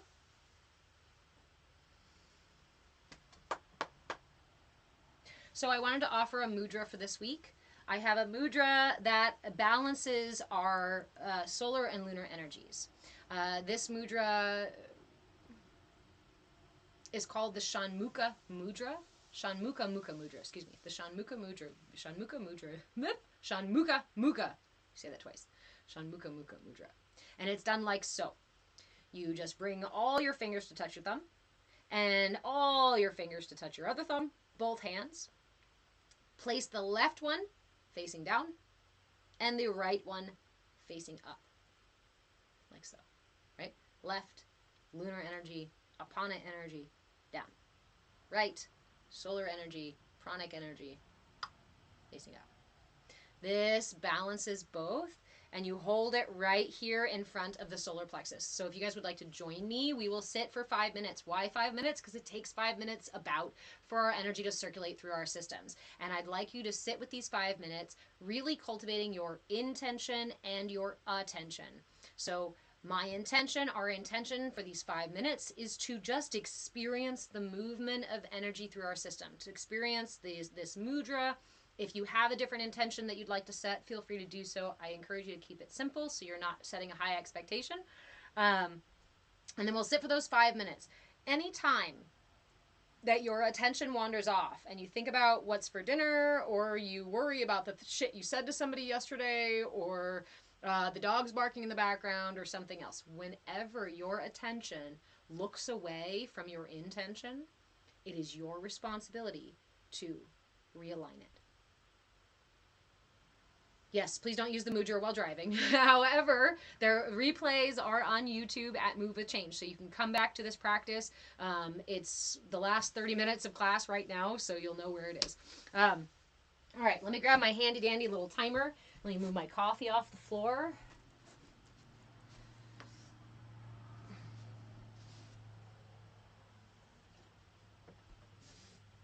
You can always use timers for your practices. Wow, I just push that right off my seat. I've been wiggling around. Kristen, does it have to be totally silent? Not at all. Please stop waiting for the world to shut up for you to meditate. Please stop waiting for the world to stop for you to sit down for a minute. The world will not stop. The world will not be quiet. The world will not give you the peace that you seek. We stop so that we can receive the peace that we desire. Right? Okay. Here's my timer. We're going to sit for 5 minutes. Again, one last time. So, again, I will say, meditation is a personal practice. The more you sit with it, the more it will resonate within you. Please do not expect perfection. When we expect perfection, we push ourselves further away from the place we want to be. When we are constantly trying to attach stories and ask, why did that happen? What is this? What is that? What is this? We are pulling our attention away from just experiencing and starting to engage the mind in figuring it all out. That's not the purpose of our practice. So here is what I call the 4 pillars that we practice in here, the 4 pillars of mindfulness. They are your intention, your attention, curiosity, and willingness. We'll briefly go over this, and then we're going to sit for these 5 minutes, okay? Your intention. This is your guiding light. This is your North Star. When we do any practice, even washing dishes or driving home or going to work or whatever, we set an intention out in front of us. Hey, how are you, my friend? We set this North Star. We hang this star in the sky out in front of us, and we say, that's my carrot on a stick. That's where I'm going. When we're not being mindful, we may do that, and then let's say my intention is to drive home, but then my attention is going to be every fucking where else, and I might miss several minutes or several blocks of my drive, right? So we align. I like to call my attention my compass. My compass keeps my ship aligned with my intention. I am a vessel. This body is moved by my intention and my attention. Everything is moved, and my entire reality, actually, we can go get into that later, is cultivated by my intention and my attention. So I hang my North Star out there. For now, our North Star is going to be to experience this awesome chonmukha mudra, and just receive whatever we can receive. So if I'm sitting here for this and anything else distracts me, I don't shame, I don't blame, I don't judge, I don't bitch at myself, I don't stop my practice either. I simply, in my head, I have a little Mary Poppins voice who goes, oh, she's just a little, oh, and we bring our attention back to what we're doing. So when we do this, I like to suggest, Mackie, I love you, Mackie, how have you been? My North Star is bread and cheese right now. My North Star is also bread and cheese, like all the time. Okay, so my North Star is snacks. Okay. All right. Shh, Mackie, now you're making me hungry. Okay.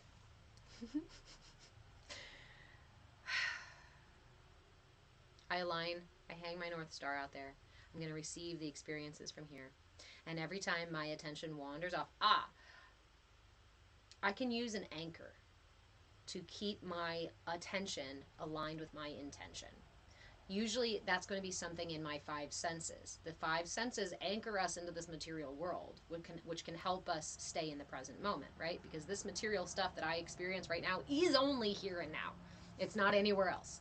So I can use the sound of my breath as my anchor. I can use the sensation of the connecting fingers as my anchor. Inner body awareness. Our inner body awareness comes usually after we cultivate these, right? If we're just starting a meditation, I don't even worry so much about the internal awareness, because most of us are it's kind of this ethereal sort of like, what do you mean? Am I aware of it or not? Am I experiencing it or not? There's a lot of questioning and a lot of confusion around it. And so I don't say start there, because that to me is the deep end of the pool. That's the deeper end of the pool. We want to go way down deep, but we can start right here at the shallow end and say, my intention is just to receive the experience, whatever it is, without judgment, without guilt, without shame. My attention then remains on my practice. For this practice, we're just going to be holding the chonmukha mudra. This is my left hand on top facing down to represent my apana energy. This is my right hand representing my pranic energy on the bottom facing up, because that's the direction of these energies. We hold it here in front of the solar plexus. We're going to breathe into our posture, so don't worry about that just yet. As I stay for these 5 minutes, I might listen to the sound of my breath. I might feel for my heartbeat and just focus on the feeling of the heartbeat, or the sound of the breath, or the sensation of these fingers touching. When my attention wanders off to some other bullshit, I go, ooh, and I come back to my anchor. Anything that comes up, a distraction, a fear, a story, a judgment, a sound outside of me, or a sound inside of me, I meet it with curiosity and willingness. Why? Because if I meet it with judgment, shame, guilt, blame, energies, right? It's going to distract me, it's going to contract me. But if I meet them with curiosity and willingness, I am far more receptive to whatever comes up, without the need to change it, without the need to do it myself to shape it, or to make up a story about it. Right? My mind is not the captain of my ship. Even though we've been taught that your mind is the captain, your mind is not the captain. So we take these practices to allow our mind to get comfortable sitting, maybe not in the driver's seat all the time. Okay? All right. Enough chatting. Bunny, apologies, just came in. Could you explain the mudras and the practice one more time? So the simple practice that we're doing today is to just sit with the chonmukha mudra. The chonmukha mudra balances the upward and downward flow of energy in our system. It's 2 of our 5 different energy flows. So we're just going to focus on these, the solar and lunar energies in our body. We're going to do it for 5 minutes, which is why I'm holding this little timer here. I'll put it over there, and we'll flip it in just a sec. The mudra is done like so, nice and simple. We just gather up our fingers to touch our thumbs, and then we place the left hand, which represents the apana, the downward lunar flow of energy. I place it on top, facing down. My right hand gathers the same way. This is my pranic energy, my solar energy, my upward energy. That faces up on the bottom of this. This represents my Sushumna channel. This represents the energy channel that flows through the center of my system. I am balancing these energies. Okay? That is the extent of our practice. So go ahead and find yourself. You can sit, you can lay down, you can be walking if you'd like to, as long as, don't do this if you're driving, please. Save it for later. There are replays on YouTube at Move the Change, so you can watch the whole thing later. Again, we're like last 20 minutes of class for this practice. Once you've found a place to be, the only thing I ask is that you are not slouching. We are working with the energy channels, and just like a straw or a hose, if you bend those, it's harder for the energy to flow through. So we're going to align our system here Go ahead and find a comfortable place to sit. Grab your chonmukha mudra, left hand on top, right hand on the bottom. Go ahead and close your eyes, and we're going to spend just 5 minutes. Begin first by taking a breath in through the nose. Pull the breath through the lungs and into the belly. And sigh it out. Inhale again, this time expanding the rib cage in all directions, front, sides, and back. And let it go. Inhale once more, this time lifting through the heart and lifting through the top of the head to elongate the spine. As you exhale, allow your shoulder blades to melt down your back, softening your shoulders. You do want to keep intention here in your mudra, but not tension. Try not to squeeze your mudra. Try not to push too hard on your mudra. You're just making an intentional connection.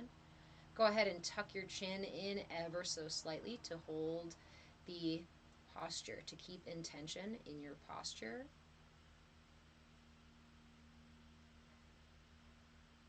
Seal the lips and give yourself a few moments to settle the breath. Choose your anchor. Again, it can be the sound of your breath. It can be the feeling of the mudra. It can be the feeling of your heartbeat or the sound of your heartbeat. You don't need an anchor if you don't want one, but it's a good place to come back to anytime your mind wanders off on its own.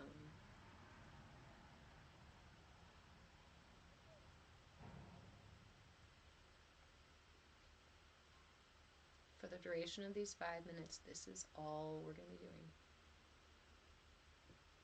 Stay with the practice, and anytime you notice tension in the mind, in the body, in the breath, we take a deep breath in, create space for that tension. Hello, nice to see you. And we exhale to let it go, returning back to our anchor.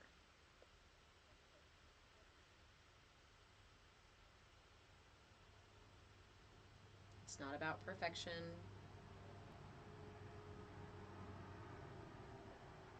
Just see if we can meet everything that comes up with curiosity and willingness.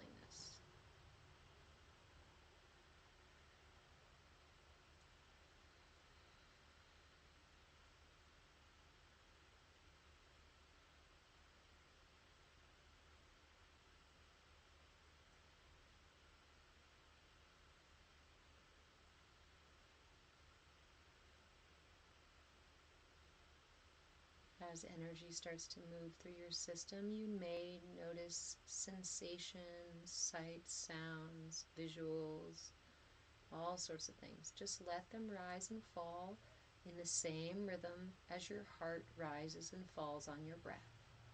Nothing more, nothing less.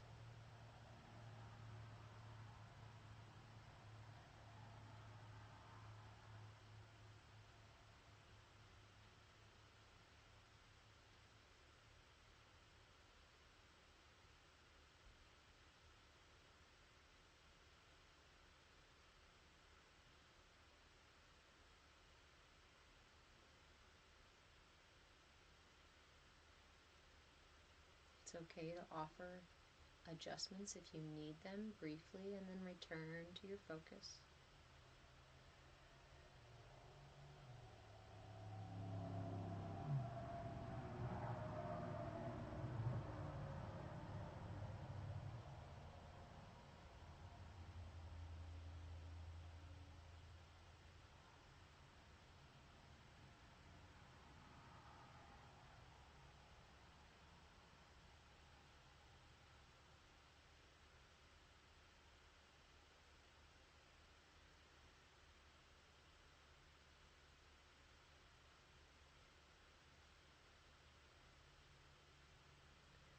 If your mind is very busy or your body feels quite tense, I encourage you to offer a gentle smile of gratitude for the opportunity to breathe in that tension and release the tension.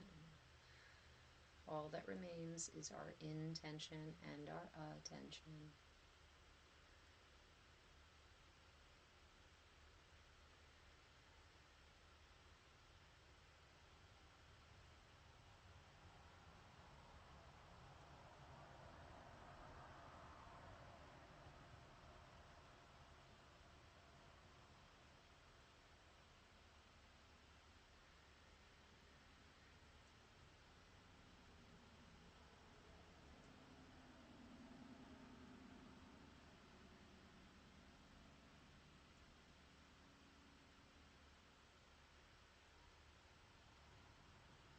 Stay with it. You're doing great. If you need to take a break, feel free to do so. You are your own guru. I encourage you to stick it out a little bit longer if you can.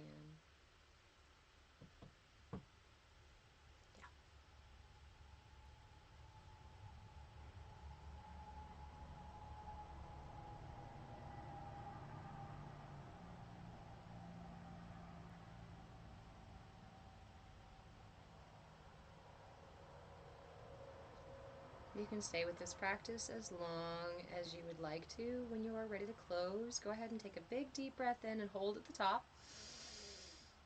Take in a little more, and let it all go. Release the mudra, release the breath. You can wiggle out of your posture if you'd like to. Keep your eyes closed for just a moment. Pause here and notice the sensations. Notice the quality of your breath, of your headspace, of your energy body.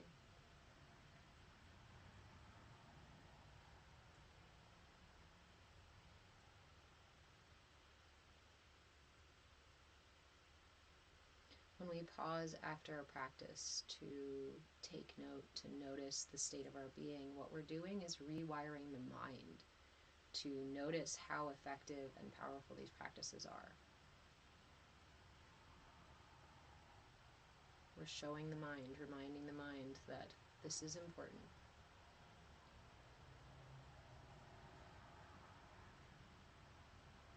When you're ready to close your practice, I invite you to bring your hands together into prayer or simply lay one over the other over your heart in gratitude for the practice, in gratitude for the space, in gratitude for the prana, that life force that is always flowing through the path of least resistance to bring you to your highest good in every single moment.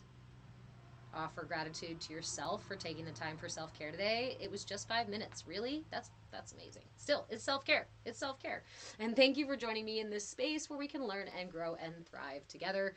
When you're ready to open your eyes, I suggest you do first. Rub your palms together and cup them over your eyes, fluttering your eyes open underneath, especially if it's bright like it is here. That sun is bright.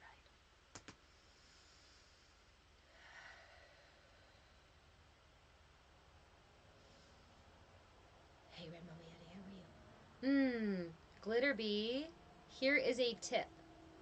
You broke from the mudra because sitting on your sits bones is not a thing right now. So for those of you, you guys are very welcome. All of you are very welcome. What if we like the bright shock? Then pop those eyes open and enjoy it. When we're sitting in meditation, there are a couple of things that I suggest to help with your posture. Obviously, the breath beforehand to get the upper body into a posture, but for the lower body, one of the things we can do it two ways, right? If you are sitting in a chair, you can lean forward and you'll notice your butt cheek kind of come off the chair a little bit. Roll them out just a little bit more, just a tiny bit more. And now sit back. It tips your tailbone out ever so slightly, and that helps protect the curvature of your low back so you can sit for longer. Abby, you feel like you just took a nap? Nice. That's where we access the bliss body. That's where we get past the five senses and all the activity and all the frenetic energy that is in our systems and start to expand out a little bit wider. You guys are very welcome, all of you. I was feeling like I wanted to cry. Those are really, so a lot of times, this is what I want to note, right? We often perceive anger arising or sadness arising as a way of like, oh, my emotions are out to get me again, my mind is harassing me again, right? We kind of meet it with frustration. What is happening? I like to call these things emotional gas, right? These are like belches and farts from my system, from my emotional, energetic system. Oftentimes, when an emotion manifests in our system, right, it creates an energy that shows up, using our finite energy that shows up, and it wants to be expressed. Just like when there's something in your gut is not quite aligned with your gut or creates some gas, you got to let it out. What happens when you hold that in? It upsets your system. It frustrates your digestion. It can even cause pain and other things like that, right? Better out than in. So when our emotions come up, I encourage you to, in those moments, take a second and offer gratitude. I don't care what the emotion is. Meet it with curiosity and willingness because it has a purpose. If for nothing else than to just come up to be released. Thank you, my emotions. Thank you, my body, for doing this so fucking well that the stored sadness that I've got in my lungs here, the stored anger that I've got down here in my gut and in my liver, that my system can keep trying to release it. No matter how many times I push it back down, my sister's system's going to keep trying to release it because my system is my ally. It is leading me toward my self-actualization. So,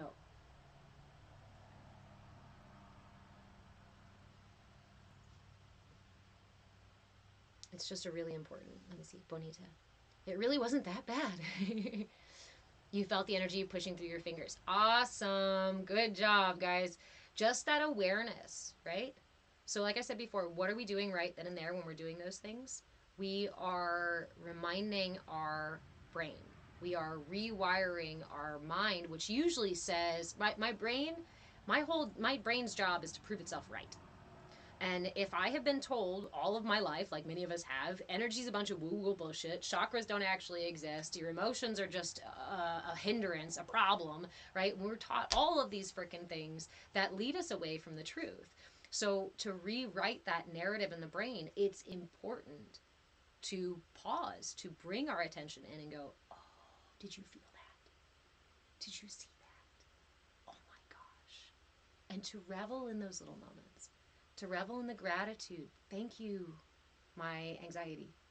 Thank you, depression. Thank you, rage, anger, grief. Thank you for bubbling up so I can hold you, say thank you, and send you off into the ether so I can clear my system. My entire system is supporting my self-actualization. My entire system is my ally. That includes my ego. I know. Maybe I do actually make divisive content because I think there's a lot of people who would argue with me about all of these points. Badass blind woman, you had a little bit of a stomach ache prior to doing this mudra and melted away during the practice. I also felt a lot of heat in my hands. Awesome. See, some of these really simple practices can help us balance things, right? When we usually we're like, oh my God, I don't know why, or we try to figure out the answer here. Sometimes it's not about answering a question here. It's just about offering the body an opportunity to align itself. My body is wise. Not the wisest, but it is.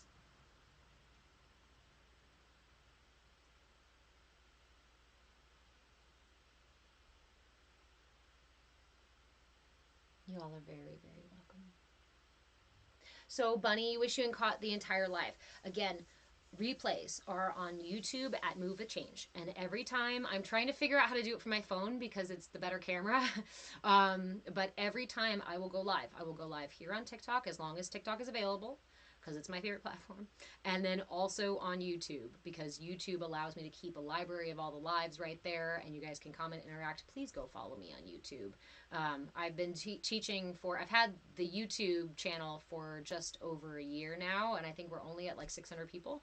And I've had the TikTok channel now for a little over 2, and we're over 11,000 people. So if like half of y'all can get over to YouTube, it will help me in terms of creating a foundation for things that I can do more with in terms of like,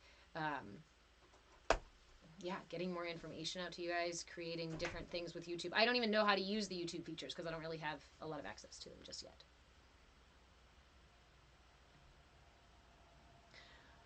Legay. It felt like it regulated my nervous system, which I needed from a scary, painful day. I'm sorry you've been having that kind of day, my friend. So we want to remember, right?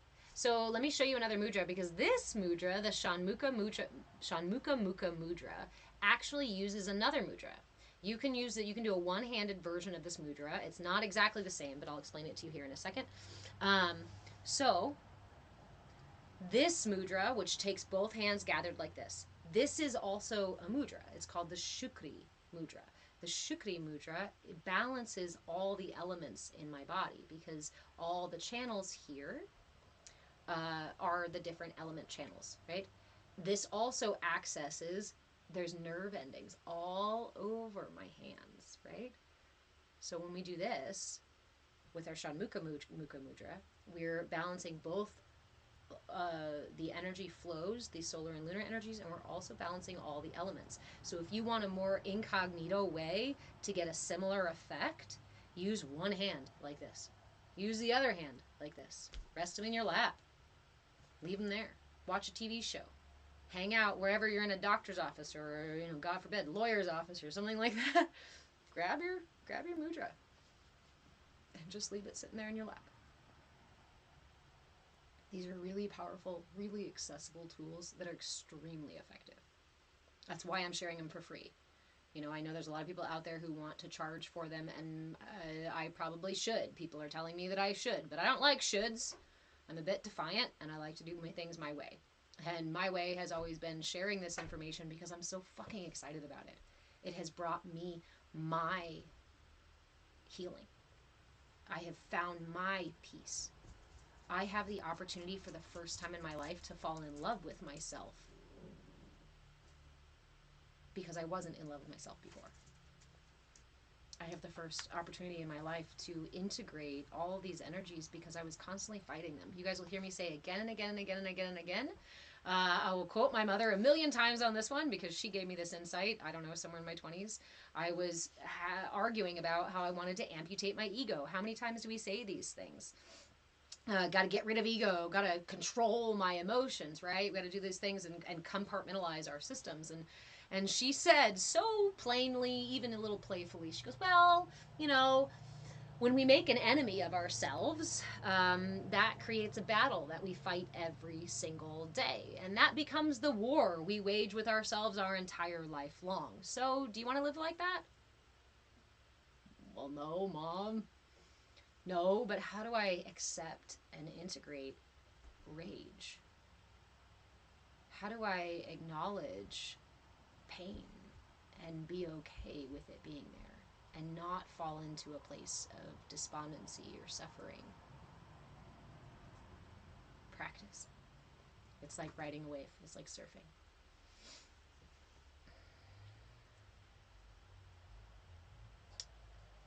Abby Go Lucky. Do they sell mudra finger holders? You guys are funny.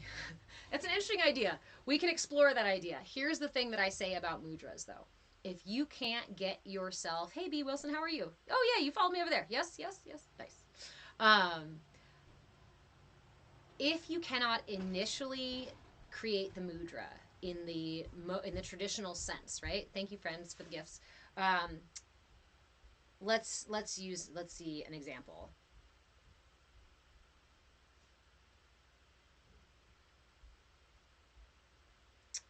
This one is the Mritsam Javani mudra. Not everyone can get their index finger stuck inside like that, right? And there are plenty of other mudras that we have seen that are quite twisty and whatnot. We may not always be able to get into the mudras. So, do we force ourselves into the mudra? No. Actually, again, with that same receptive energy, we get as close as we can to it, and we invite the mudra over time so that we can receive the energy. If you can't get into a mudra, it could be because of energy blockages. It could be the structure of your hand. It could be the length of your fingers. It could be resistance to those energies. It could be all manner of things. But instead of activating the brain and trying to figure out all the answers and getting all lost in that practice, instead, I invite you to simply accept where you're at and choose mudras that are accessible to you. Use those more often, which you will align the energies in your body and possibly even get you closer to being able to use the mudras that are not so accessible to you. Not everybody is going to be as flexible as everybody. But in this space, we don't use force. In this space, we practice invitation. We practice acceptance, right? So,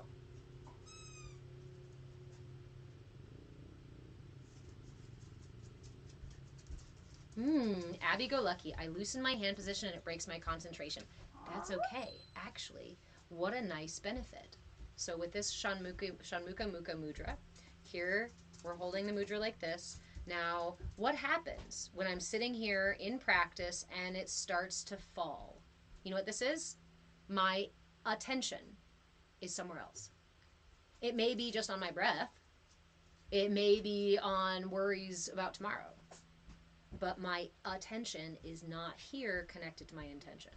So if we start to loosen your hand position, that means we need to bring our attention back to, you can keep the connection of the mudras. If listening to your breath is not enough to keep your intention in your mudra, I always like to say, right, we hold ourselves with intention, not tension. So as you're sitting in these positions, as you're trying to find balance in these positions, we may experience tension, right? Another way I like to do it is to stand on one foot. When you are trying to find balance, standing on one foot, it can be quite tense, right? Every muscle in my body is going to do all sorts of shit to try to get me balanced on one foot. And you can feel that happening. Now, when you find, let's see if we can find it, center, where does that tension go? It turns into intention only. The difference between tension tells me I am out of balance. Intention remains only when I find balance. You're very welcome. So again, we're not shaming ourselves, we're not guilting ourselves, we're not yelling at ourselves, we're not getting mad because we lose our concentration. Even that, right? The way you said that there, the way we said that we lose the concentration. I just lost something. Something disappeared. Did I lose something? Actually, your attention was brought back to where it had wandered off from. What a gift. Thank you, my energy. Thank you, my body. Thank you, my attention, for bringing it into my awareness. I would say if you were sitting with this mudra and your concentration was so good that your mudra started to fall apart, that's an oxymoron. Wait a minute. You lost attention, right? The attention wandered to somewhere else. Now that I can reel back in. I often talk about it like herding cats. You guys will hear me refer to my pirates a lot because I use the language of internal family systems.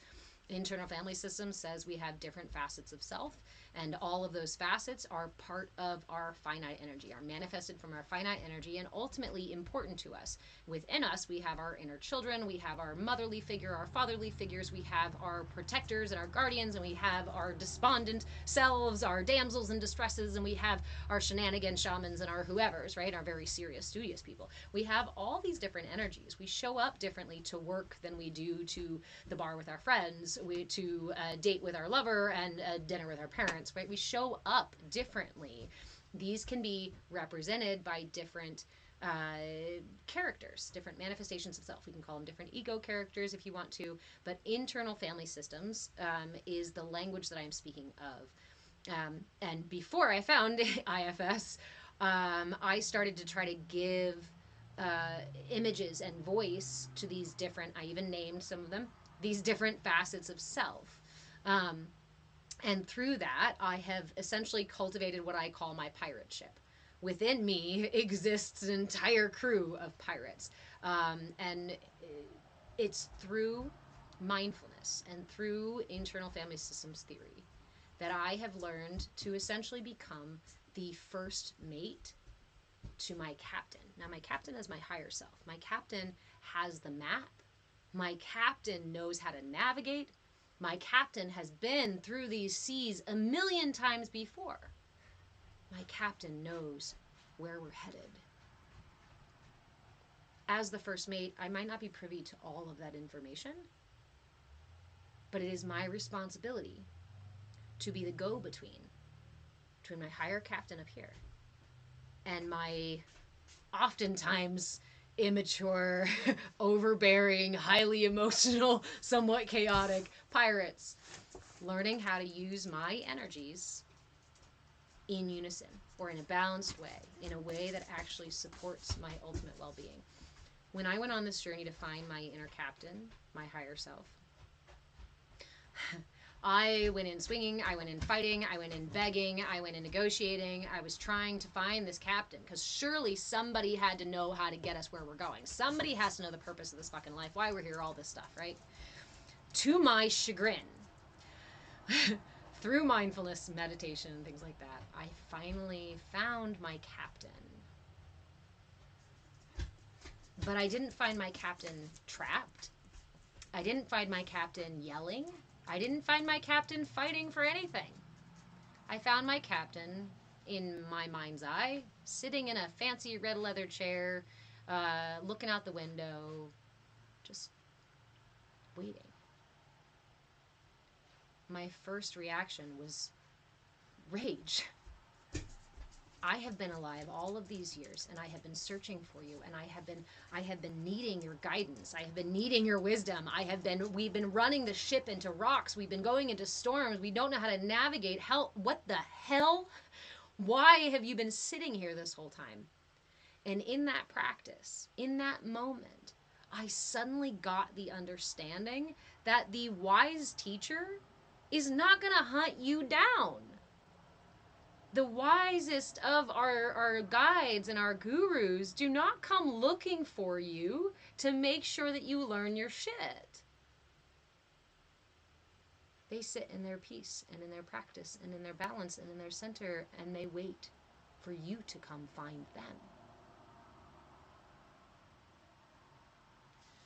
My higher self, my captain, had been waiting all of those years for me to learn to manage my crew, my energy, my emotions, my ego, enough to be able to receive, to be able to hear the quiet confidence with which my captain speaks.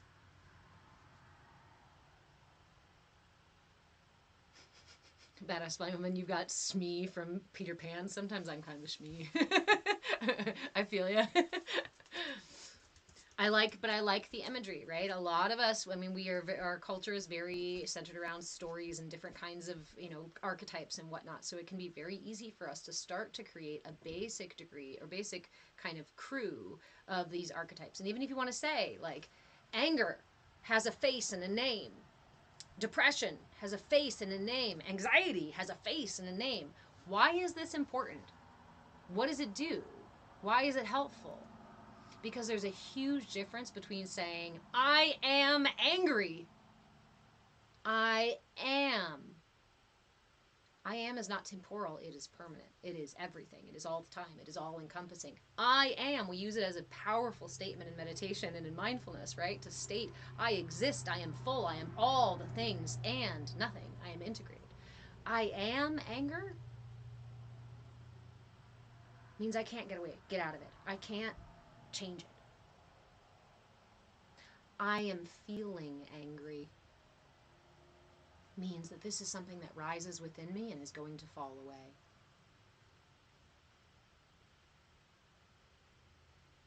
I like to talk about anxiety like a friend that always comes with me to the store.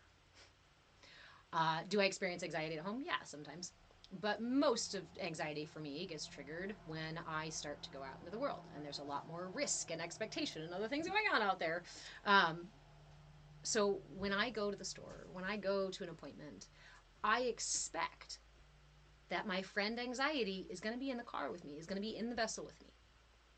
I may get lucky and that friend is having a great day and they're just going to come along all happy-go-lucky with me no matter what. But there are times where I park at the grocery store and my friend anxiety, hey, Mr. Marshmallow, says, I don't know if we should go in there. Somebody might try to talk to us and they might make us feel really uncomfortable. Or maybe what if my card gets declined? Or maybe somebody will, like, I'll accidentally something. Or what if I break something? What would you do if you had a very good friend of yours in the car and you were about to go to the grocery store and your friend just lost their shit? Just like your anxiety does. Starts screaming, tantruming, going through your system like, as a compassionate friend, hopefully most of us would turn to them and go, are you okay? Okay, I hear you. Yeah. All right. And we'd hold space for them. We'd offer them compassion. Right? We'd try to talk them through it and maybe even say, you know what? Do you want to go get a coffee first? So we have like a sweet or a tea first before we get in the store. And then we can just carry it around and be focused on our tea the whole time. Yeah. That's one thing I do for my anxiety. I know that my friend anxiety sometimes feels better when she has something in her hand. It's a prop. It's a way to hide. Something to hide behind, something to do. So sometimes I'll go get my friend anxiety, a cup of tea. And then when I'm in my appointment, every time anxiety comes up, I can say, hey, you got your tea. Oh, you're right, right. And then I get to have a loving, compassionate conversation with myself rather than sitting in the grocery store parking lot going, gah, again? Again, anxiety. Why? Every time. You're ruining my life. You're making things so hard. If you had a friend like that, who had a meltdown beside, if you were having a meltdown and your friend met you with that, would you go to the grocery store with them anymore? Hell to the no. That S-Blind moment, I would hold them. That's exactly what I do. I like to always put my right hand, because this is the lunar energy, this is my external flow, this is I give with my right hand. And so when I'm experiencing my friend anxiety somewhere in my body, I put my right hand on my friend and I offer comfort. I offer connection. A lot of times then I will also put my left on my heart so that I can create a circuit from the energy from my heart through that arm, down through the other, and here to wherever it is I'm feeling that.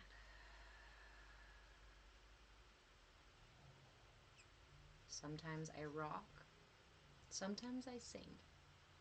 Sometimes anxiety is still having its own little meltdown by the time we get in the store, so we dance. Or jump around and be silly. Sometimes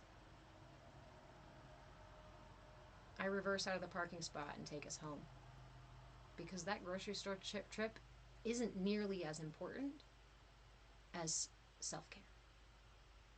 Most of us are taught to push past those boundaries, push past those moments, and ignore ourselves. That energy doesn't go away, doesn't disappear.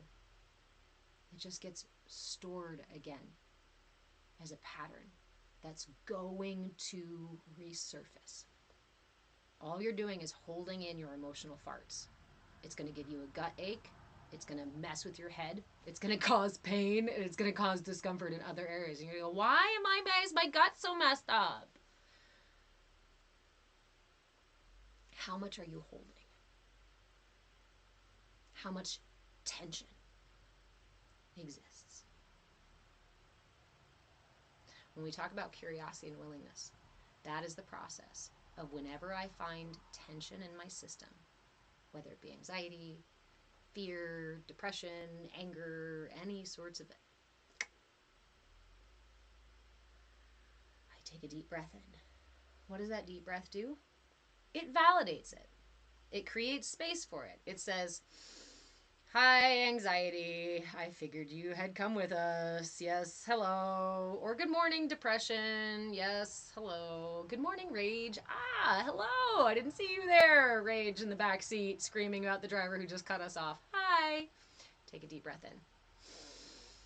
Make space for it. Let it be. It exists. It's true. It's real. It's an occurrence that you're experiencing. Let it be just that. Exhale to say, you have permission to go. I am not attached to you staying. I am not going to let you drive, by the way, road rage, right? You don't get to drive anymore. I love you very much. I understand that you're here to try to keep us safe. But driving erratically and flipping people off doesn't keep us safe. So it's my job as a first mate to update these pirates of mine, right?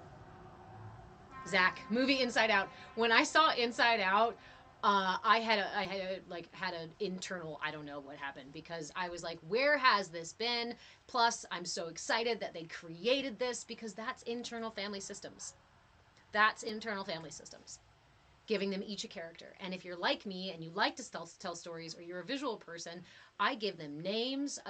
Some of them have accents. Some of them, I know what they look like. They have different sound to their voice in my own head.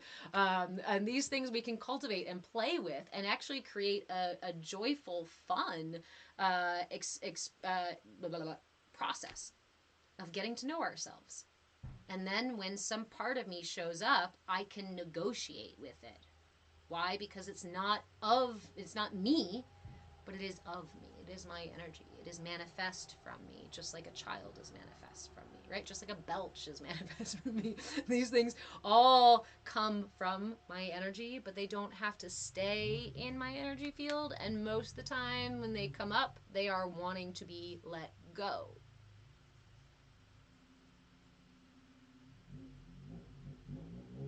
All right. We are officially over time, and my phone is about to die. So, again, a couple of things. Please go follow me on YouTube, or if you're on YouTube right now, come follow me on TikTok if you have it. Sorry for those of you who don't. I am Move with Change on any of the platforms that I'm on, which honestly is just a handful right now. But if you're curious, you can search Move with Change on whatever platform you'd like to. And if I'm there, I'm there. If I'm not, I'm not. Here are some important places to follow me, though. YouTube. It has replays for the classes, and I can keep long form content over there. I do post some shorter form content, but that most of my day-to-day fun little things, whatever, they go here to TikTok because it's the easiest place for me to interact. Plus, I can answer questions via like video through the comment, and that's a huge thing. And right now TikTok is the only avenue for revenue besides Patreon. You'll want to follow me on YouTube for the replays. You'll want to follow me on TikTok for the interaction, for the interactive piece. You'll want to go follow me and become a free member. Yes, you can become a free member on Patreon. Move with Change. And Move with Change on Patreon. Because on Patreon, you'll get updates, any notices that I put out. There's also a shop there. And there are also membership levels there. If you decide at any point that you'd like to support me financially, I am eternally grateful. You guys keep the lights on, keep the internet going, keep the phone updated and whatnot. However, and the dollar is not king in here, obviously. I'm sitting here sharing all this stuff with you guys for free, answering questions for free. I do have very much a need for tech support. I need some editing support, some moderators and things like that. If you actually have the time and the energy to commit to it and want to support these free classes, this information sharing, right? Because knowledge is power. And in a world where many of us are feeling powerless, this is exactly what I have been guided to do, to fight back. This is my revolution, right? This is my radical move. Yes, I spent thousands and thousands of dollars and thousands of hours studying these things, years of school, years of exploration, years of practice. And I could charge. And there's people out there charging. But the reality is that you and I ran into each other at the park or at a restaurant or at the grocery store and you asked me, I'd tell you anyway. So to be authentic, this is my experiments in being authentic. So I appreciate all the support you guys offer. Again, if you want to trade for coaching or trade for another membership, please let me know. Reach out to me via message here or elsewhere. We also have a Discord space. Our community is in a Discord space. I don't know how to search for it through Discord, but if you go to Patreon, there's a free link, and there is also the link for Patreon is in my bio here, and I think it's also in my bio on YouTube. If you have any questions, if you need a link, if you want to ask other things or anything, always feel free to message me. I try to get to everybody's messages, and luckily my inbox is not totally inundated with things, so usually I do get to people's messages. Children of the Revolution, that's right. Knowledge is power, and those who control the information control the narrative. Our systems, our beliefs, our egos, our energy patterns, our emotional patterns are rooted in our experience of enculturation. The enculturation process is something that everybody goes through, every single one of us. Unfortunately, if you went through the one here in the West, in the States, you know that it taught you to ignore some of the most powerful parts of you. I like to say it like we are raised in a culture that sticks you up to a brick wall. Put your nose to a brick wall, and you have one brick missing that you get to look through. And through that brick, everybody will say, there's Eden over there. If you just work really hard and you toil long enough and you stand in line and you don't move and ask questions, eventually we'll let you through. And eventually you'll be happy, you'll feel safe, you'll be strong and well, and you'll be able to retire or whatever it is, right? Eventually you'll be rewarded. That to me is a manipulation. Because in my experience, I'm the asshole standing in line that keeps turning around and going, but there's an entire world out here. Why the hell would I stand here with a nose to my nose to the wall? No.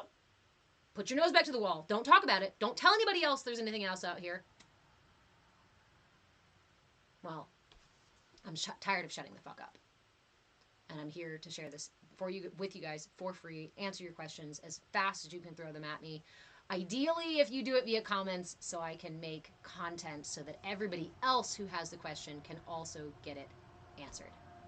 I love you all. Daily reminder, you are loved. You are loved as well, my friend. So right now I have 2 classes, last thing. Right now I have 2 classes, Wednesday night from 2 to 4 p.m. Pacific time, and Friday morning from 10 a.m. till whenever we decide to quit chatting about this stuff. February, we are talking about the koshas, the energy, the elements, and the way energy moves through our systems. Last month, we also talked about... Oh, my battery's about to die. Last month, we also talked about the aura. Next month, we will talk about the lower chakras, the earth chakras, the feet chakras, and stuff like that. And then we're going to spend this entire year going through every layer of the energy body. Note that in my shop, there is something called an inner light map. It is a 4-page PDF that I created for you to download. It's like $5, right? If I do charge for something, I do try to keep it reasonable. But if you're already a member on any other membership level, that inner light map is free. So, yeah. That inner light map will allow you to track the tools that I'm offering, will allow you to create a practice assessment and to write down your responses to these tools and how they worked for you when you use them. It also has a self-care checklist, and it also has a visual piece that has the whole body that you can draw and color what your chakras and your energy, your aura kind of feel like that day and what emotions you're dealing with. So it's a really good thing that you can use to keep track of what you're doing, what you're learning this year. Why? Because throughout 2025, like I said, this is my radical movement. This is my revolution. I'm going to give you as much information as I possibly can about all these layers of your energy body so that by the end of the year, you have a notebook that is all the tools that you can use any time of year, depending on the time of year, depending on your mood, depending on the time of day, depending on what works for you and what doesn't. This is your map of you. And in December, I have something very, very special that we'll be doing together. So I encourage you, even if you don't go get the inner light map in my shop, create a journal. Find yourself a notebook or a journal so that you can keep track of these things. Okay. I love you. I'm really going to go now because my phone's going to die anyway. So, thank you, Badass Blind Woman. I love you too. I love you all, and I will see you Friday morning at 10 a.m. for Tiny Yoga. It's a chair yoga class. Come join me. I got myself a new chair, and I'm really excited about it, so I want to share it with you guys. Okay. I love you so much. I will see you later. You ready to go outside, dog?